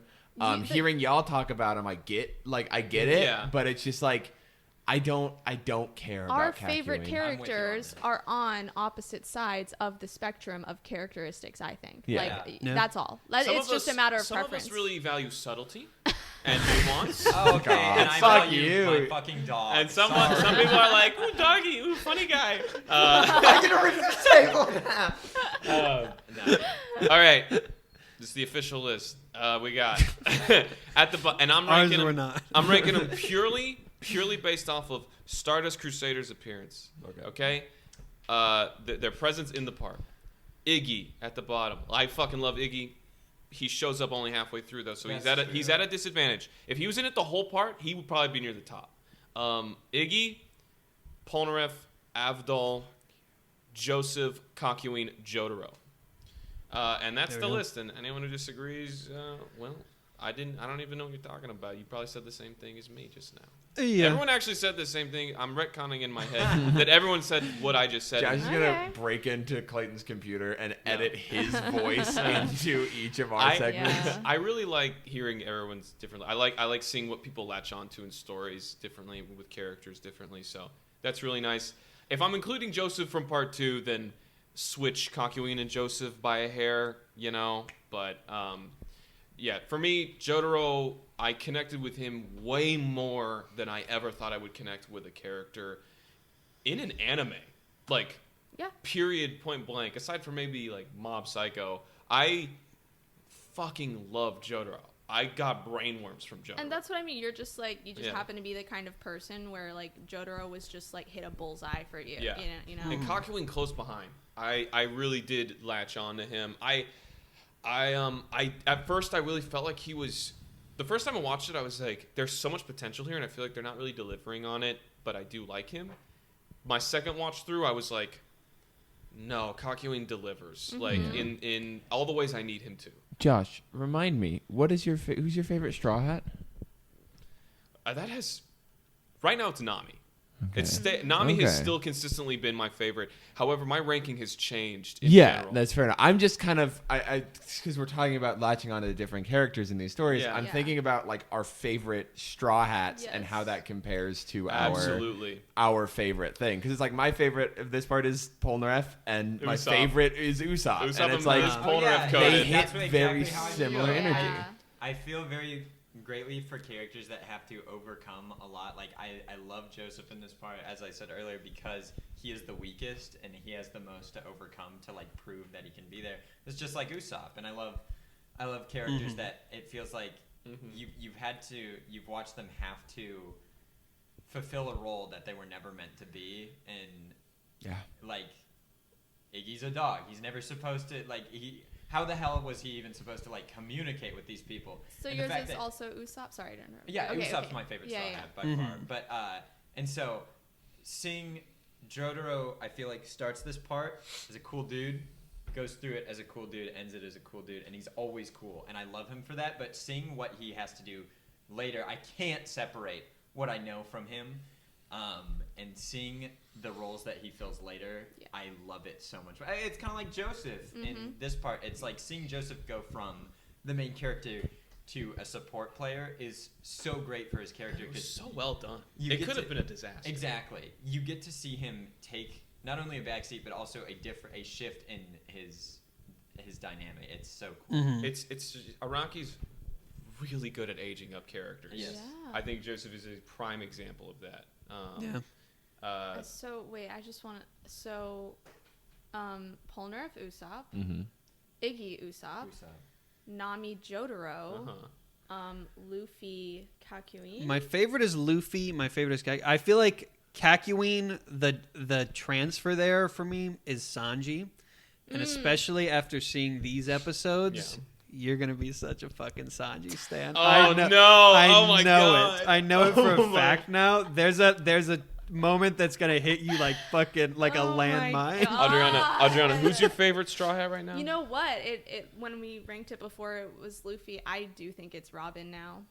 Oh, yeah? So Yeah. cool. I love what they're doing. Not to get And too you're- much away, I love seeing her be the most like intelligent, at least historically. I love characters who Yeah. are She's at my second. She beat everyone There's- and is at my second spot right She now. is simultaneously like healing something within me and also just like wreaking havoc on my emotions. Like Well, that's that what's also happening. makes sense with it We haven't being seen Jotaro anything yet. Kakyoin. You know, both Yeah. of them being the very intelligent, serious people. Yeah, and especially when we get to part 5, I got this Yeah. is I'm already this is I'm Stop glad, talking about part 5. I'm I tingling know, right I'm now. just I'm like tingling with I'm excitement. glad we got to go.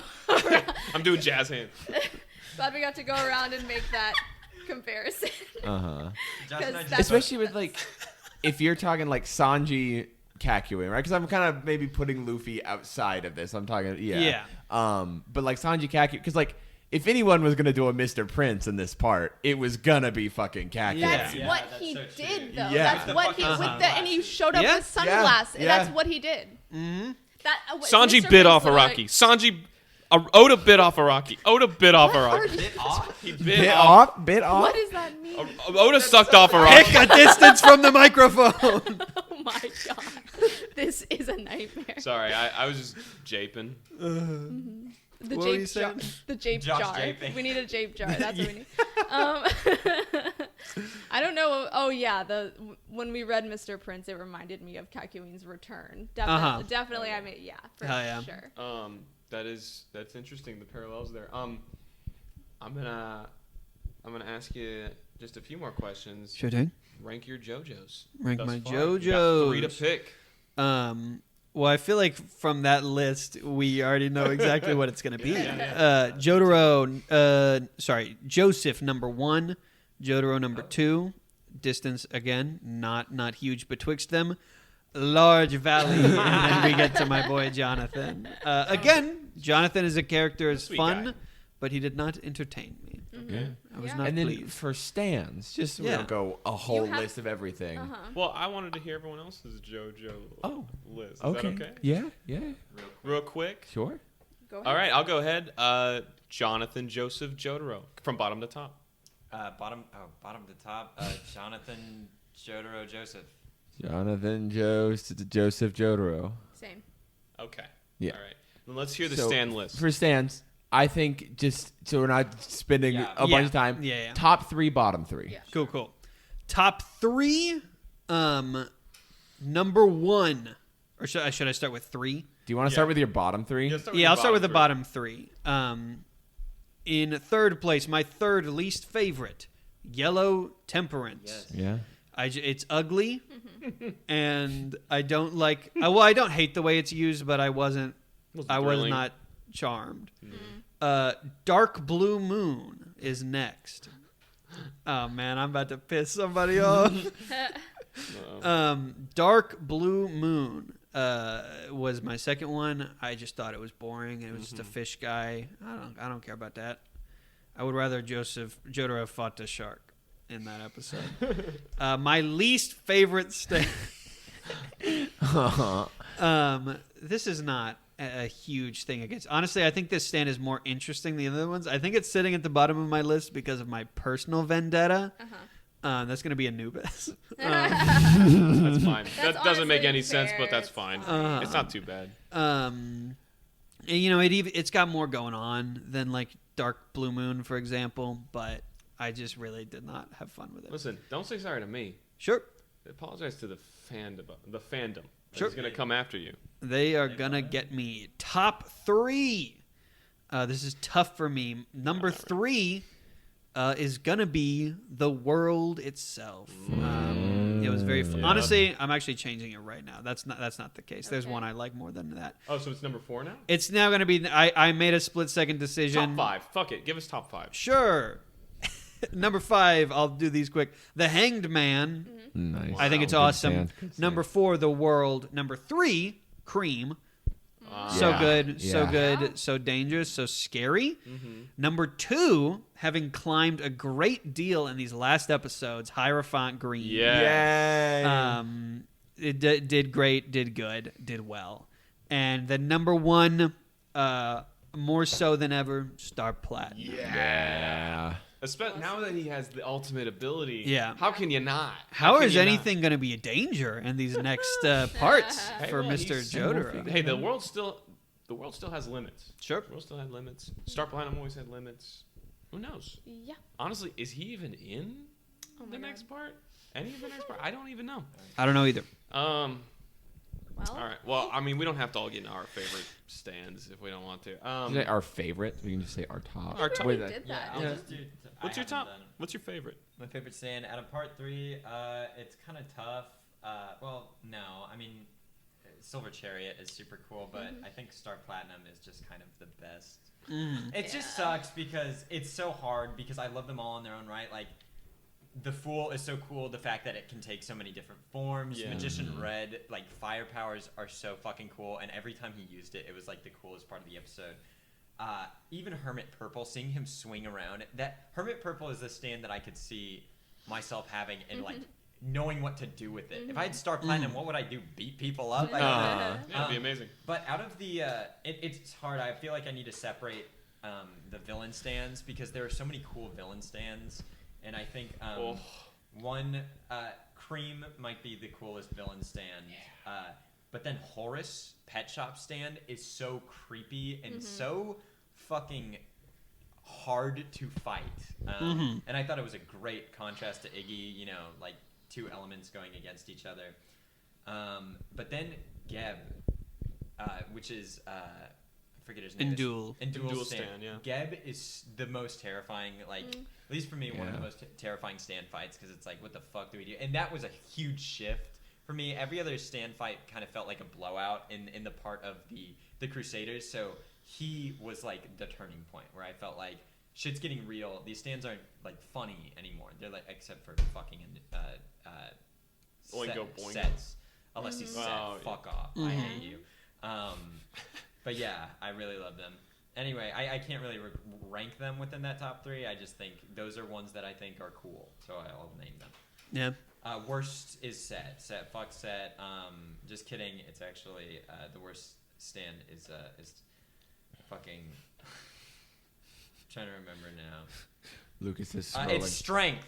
Fuck strength. Yeah. You don't even remember strength. He because does. it's I remember so strength. fucking lame. No, I'm you saying, don't. Like, No, you I'm don't. saying like it's so forgettable that I have to look up a list of all of them, and I fucking hate that episode, and I hate the orangutan. Fuck you, dude. Creepy ass, gross ass episode, and then all that, and it's a shit. Fuck off.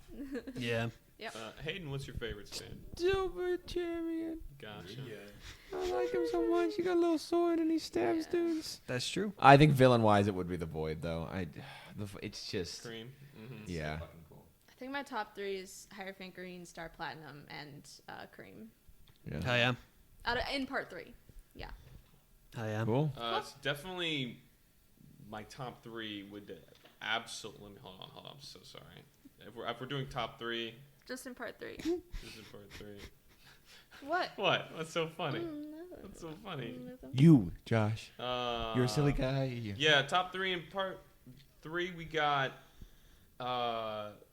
Honestly, I think I have a similar list. Hierophant Green, The World, and Star Platinum. That's fair. Yeah, Yeah. those are my top 3 of this part. Awesome. Good stuff. Nice. Going So to- usually we do the ending segment and stuff, but was that the end? I think that was Yeah, the this end. is- Yeah, that that was was the the end segment. segment. Okay, So- you didn't have any more so like I wanna- outside questions. I think we should ask Clayton to rate this part. He rated the first 2 parts. Yeah. 8. Awesome. I knew it. I fucking knew it. Okay. What? Do you have any retroactive changes to your first 2 ratings? What were they? I don't remember. You had a 5 for part 1, I think, Yeah. and then Well, Yeah. you moved it to a 4 for part 1. Yeah, Yeah, four. that sounds right. That sounds right. and then And then for part 5, I think it was Or well, part part 2, I two. think it was a 5. Yeah, that sounds about right. yeah. Okay. But this is an 8, which is a big step up. Yep. 8, I had a great time. There were a lot of highs. There were also some lows for sure. Yes. And I feel like I need to leave room for them, You them 9 and should. 10s. You Yeah. You really should. And you should honestly leave more should. room, in my opinion. But Okay. Cool. yeah, I'm so happy that you enjoyed part 3. For the most Yeah. part, Me too. would you say? I don't know. Would you say you're a JoJo fan yet, or do you still? Is the jury still out? I'm a JoJo fan, yeah. Okay. Yeah. All right. Yeah. Stuff. Yay. I guess is it time to get into I expectations? think so. You said Uh-huh. that before we get into each new part, you wanted to tell us what you knew about the protagonist, the new protagonist. Sure thing. What- Their deal What their is- deal is. What the hell do you know about the new guy? Josuke is his name. Mr. I was telling y'all the other day, I know that he strikes a pose. And he has a pompadour. He is also a student, I think. He lives in a town. Very good. And I think I know what his stand does. I believe he puts things back together. I think. And that's all. That's all you know about him. You know anything Pretty about much. his about his That was a lot, I think. his That's- personality? Do you know anything about him in that regard? He seems like he's going to be a more sweet, kind Joestar. Do you know would any? guess. Do you know anything about the part going in? I know about Yoshikage Kira.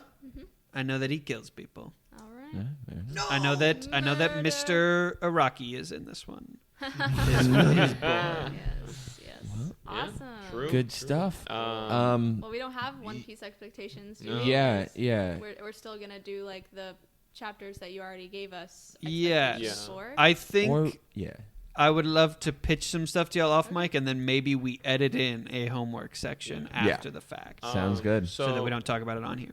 For part 4, you should expect a kind of a facelift. This is JoJo's going to be very different.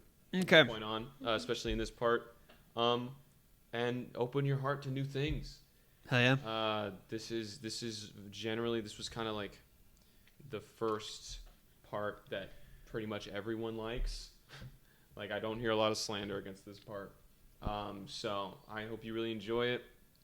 And yeah, it's still gonna feel like JoJo, but it's gonna be quite different.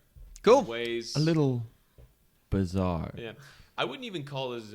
Actually, I'm not gonna say that. Never mind. I'd say it's crazy, if anything. I'd say it's noisy. Say it's Town. bizarre. Yeah. It's- Yeah, it's well, never mind. Oh yeah, expect a new intro. Well, yeah. Yeah. Expect a new show. Expect a new Expect, show. And new characters yeah. and a new color palette. Yeah. Yeah. Expect new words and new names and And your TV is about to explode. explode. And I think we're all very excited to talk about this part. Yes. Yes. It is Yep. Yes. so fucking good. Me for real. Hell yeah. Cool. I'll be back at some point. Yeah. Yeah. Yeah, you will, bud. Uh-huh. I'm bringing you back for a One Piece thing. I'm gonna Oh, try nice. to. Okay, cool.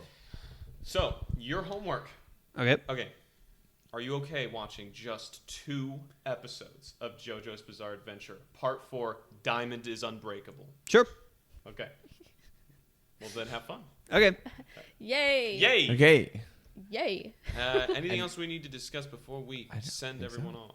I think we should send them home. I think they've been in the library long enough, sitting there listening to this on a public access computer. Awesome. So- With Right an next to their iPod. porn browser. Turn that off! Man. Turn that Shh.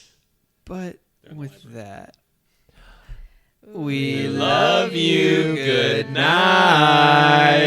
night. Lucas didn't say it. Stay critical, darling.